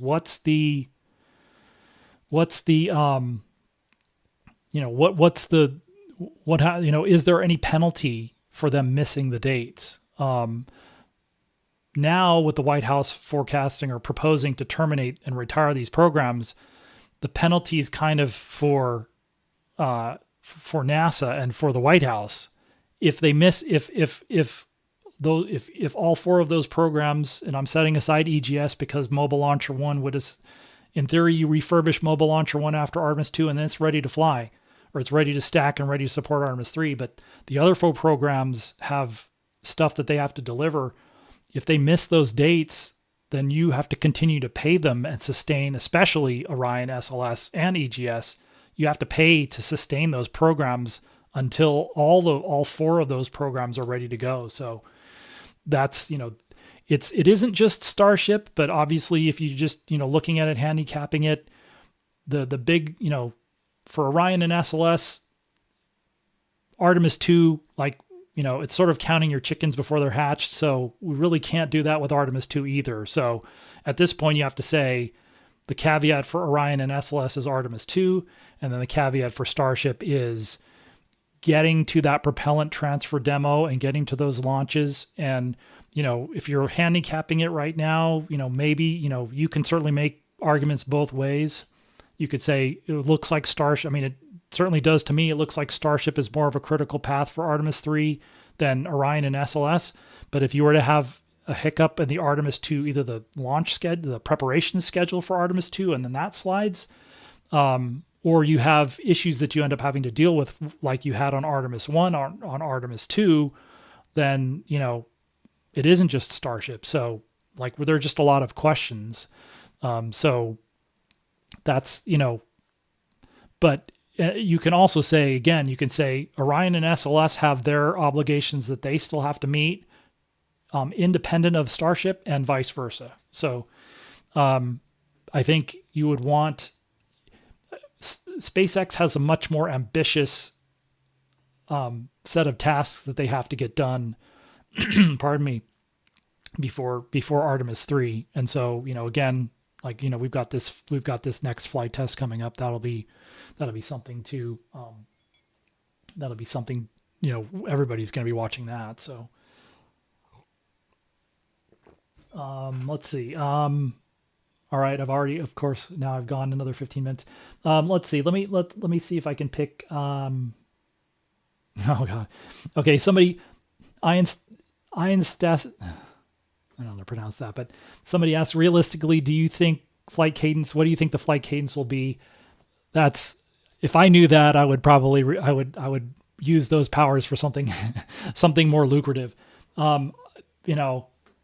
If they really did get to 20, if they hit that limit that they got, the FAA just gave them the license, approved a license modification or a FONSI or I'm mixing terminology, but they just gave SpaceX the license to fly up to 25 times a year.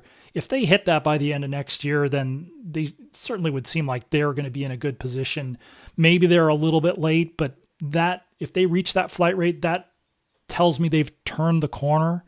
And that's kind of what we're looking for with Starship development, is for them to turn the corner on flying and it's going to take them a while to refine turning them around rapidly, but they're developing a huge production capability. And so I think the idea is they're going to produce at a high rate prototypes. And then as they refine rapid reusability, then they can start to scale back on production. But I assume the idea is to backfill with production of new vehicles while they're trying to get their flight rate higher. So if they got to that, when they get to 25 a year, which is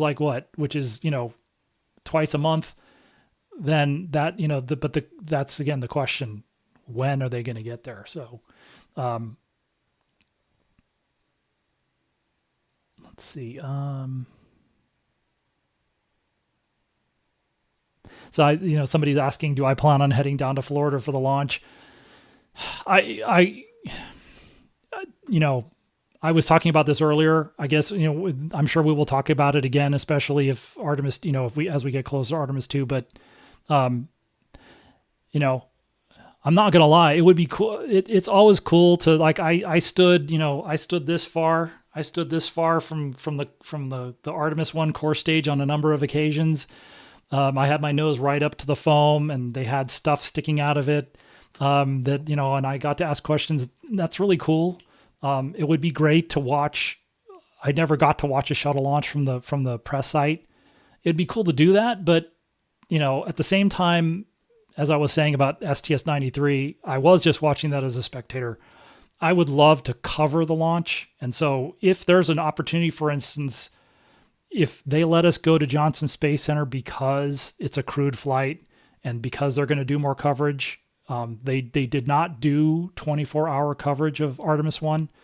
But if they did something like that, like again, for the last 2 or 3 shuttle launches, and in fact, certainly for the last one, I was inside Johnson Space Center covering that launch from inside the center. And I spent the entire 2 weeks of that flight at JSC. So that I would do that again if there was some advantage and some ability to cover the entire flight from there, as much as I would like to go to the launch. But one of the advantages of being at the launch site is you have the ability, in theory, to talk to the principals and ask questions. And sometimes that's just a priceless thing. But I could see myself, like I said earlier, maybe you missed it, but I could see myself being in the Cape Canaveral area and, doing an NSF live stream, because there's no way I could do this. And I'm going to have to let somebody else drive a live stream, but I could see being on an NSF live stream for Artemis II for the launch from a hotel, just because it allows me to focus on the launch and the ascent and the whole, that first 4 hours of that mission is going to be pretty jam-packed. And now we have a crew on board. And so it is going to be a lot more like covering a shuttle launch. So I don't know. We'll just have to see what happens, and whether it's I'm not sure it's possible to do it the way I want to do it from the press site. And so if it's not possible to do that, I'm not really sure what other reason I would be there then. So we'll just have to see. So,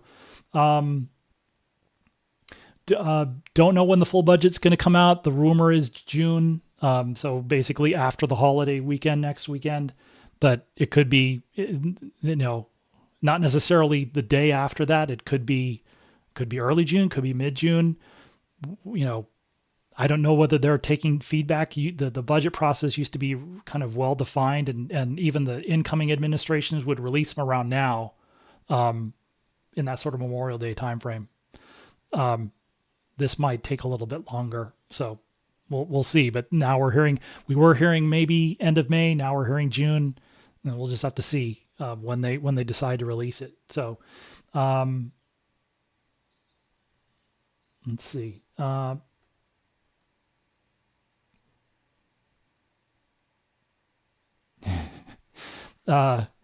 Yeah, I was going to say ion static, but there's that extra, that it's not spelled that way. So it's kind of like that throat warbler mangrove thing. I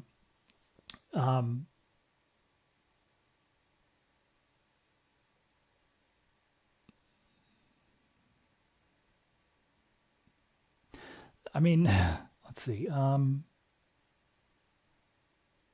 right. So, I mean, I think we're getting, let's see, some people joined, let's see. So somebody's asking here, Joker's asking about US. So I'll go over that again. They are building the structures for the structural test article. So the propellant tanks are not fully welded together yet. So that'll be the next step. And then once they have those, then they're going to start processing those to put that into a full test article. And then that would go to Marshall. So again, last I heard, structural test article is supposed to go to Marshall Space Flight Center end of 2025, early 2026. And then the flight article for Artemis IV, in theory, they're trying to get that done by end of 26, early 27. And then that goes to Stennis for the green run.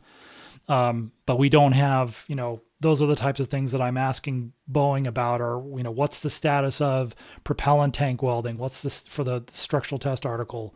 What's the status of the other stuff that's in production for Artemis IV? So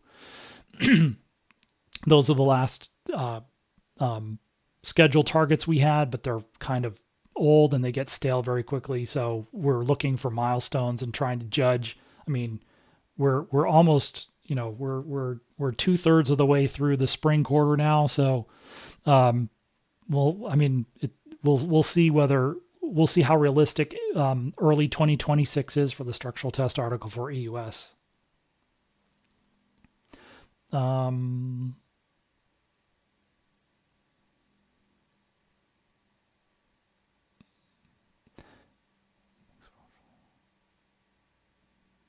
Okay. Well, again, these are just Randy Duncan asks, comment more fully on what you think support from the Senate and House will be for NASA. It's, and of course it's not just Artemis, but they're not necessarily logically tied together, but because of this is different than this is in some ways similar to the budget in 2011 where Obama canceled Constellation, and in some ways different. So the thing is, when Obama canceled Constellation, but increased NASA's budget and increased the science budget in that budget request. This one cancels Artemis and also cancels a lot of science budget at the same time. And so the dynamics are a little different. So in 2011, that was the 2011 budget. It was talked about in 2010. We're talking about the 2026 budget request in 2025. The compromise back then was only with Constellation and what to do with the human, with what we're now calling exploration, the exploration directorate. This time, now we're talking about, cutting, they proposed cuts to, huge changes to Artemis, huge cuts to science, reducing the space station budget. So this is, if there is a compromise, it's going to be different. And so there might be some horse trading between them, even if they're not necessarily related. the science budget, and what that does is not completely disconnected from exploration, but it's, quite a bit. It is mostly disconnected. And so we'll have to see what happens with, you could see one restored, you could see the science budget restored to some percentage, 80%. And you could see, they could compromise on one, not the other. And so the problem is that, there was a lot of uncertainty about what the White House is going to propose. There were a lot of rumors, but now they've, even though we don't have the full details, we know what the White House wants to do now, for the most part. But we don't know because, again, you have the politics of the Republicans control both houses of Congress and the White House. I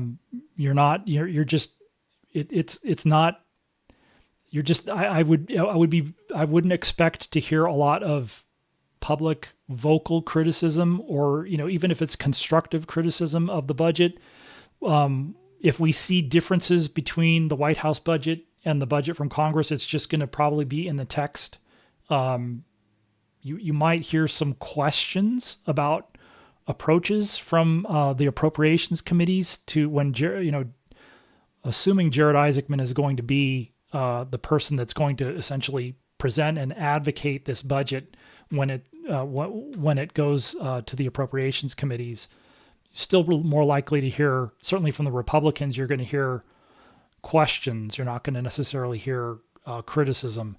From the Democrats, you might hear, because they're the opposition party, you might hear more criticism, but the Democrats don't have the votes. And so what's going to happen really, for the most part, but not completely, but for the most part, it's going to depend on what the Republicans, is there a consensus that comes, either a consensus compromise or a consensus staying with the old plan, or a consensus going with the White House plan.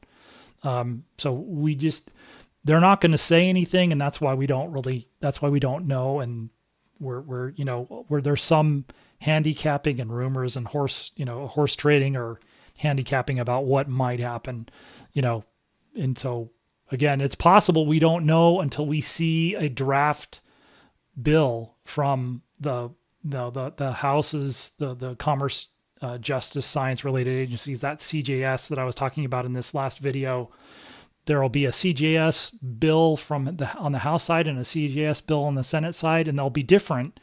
They might be more similar to each other than the White House bill, but we don't know that. But that might be the only place that we see a contrast between what the White House wants to do and what Congress, or at least what these committees want to do. So, and that's, that might not be it's very likely we're not going to see anything like that until summertime, July, August, somewhere. And actually, I was just looking at the Senate calendar, and the Congress is supposed to be off for most of August. So, they're going to get squeezed here if the budget doesn't come out till June. If they want to have hearings and get something out, a bill out, they're going to have to get it done before the end of July.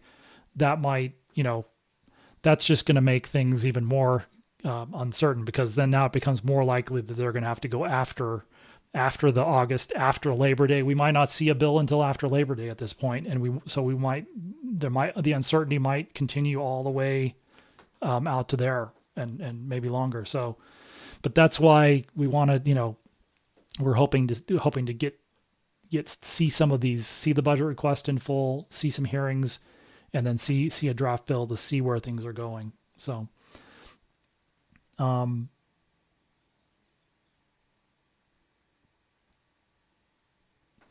okay, let's see. Okay, I'm just gonna let's see if there's one more. This has gone on. I was not expecting to be here this long. I appreciate everybody willing to hang out here and listen to me ramble.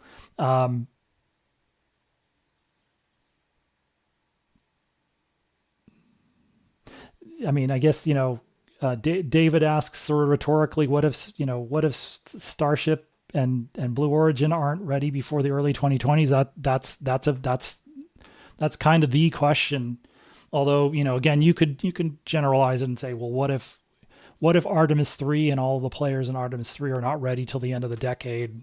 And what if we know that here in the next couple of years? What if we know we're looking at 2-3 years of just, how long do you continue to fund? If Congress is willing to retire these programs, how long do you continue to fund them to fly one more flight? So, that's kind of the question. And so I think, but I mean, yeah, as you say, it is a rhetorical question, but it is kind of the question at this point is, those are sort of the big picture questions is how long do you wait for Artemis 3? And, that's why I think there's a, possibility that the White House comes back next year or maybe in,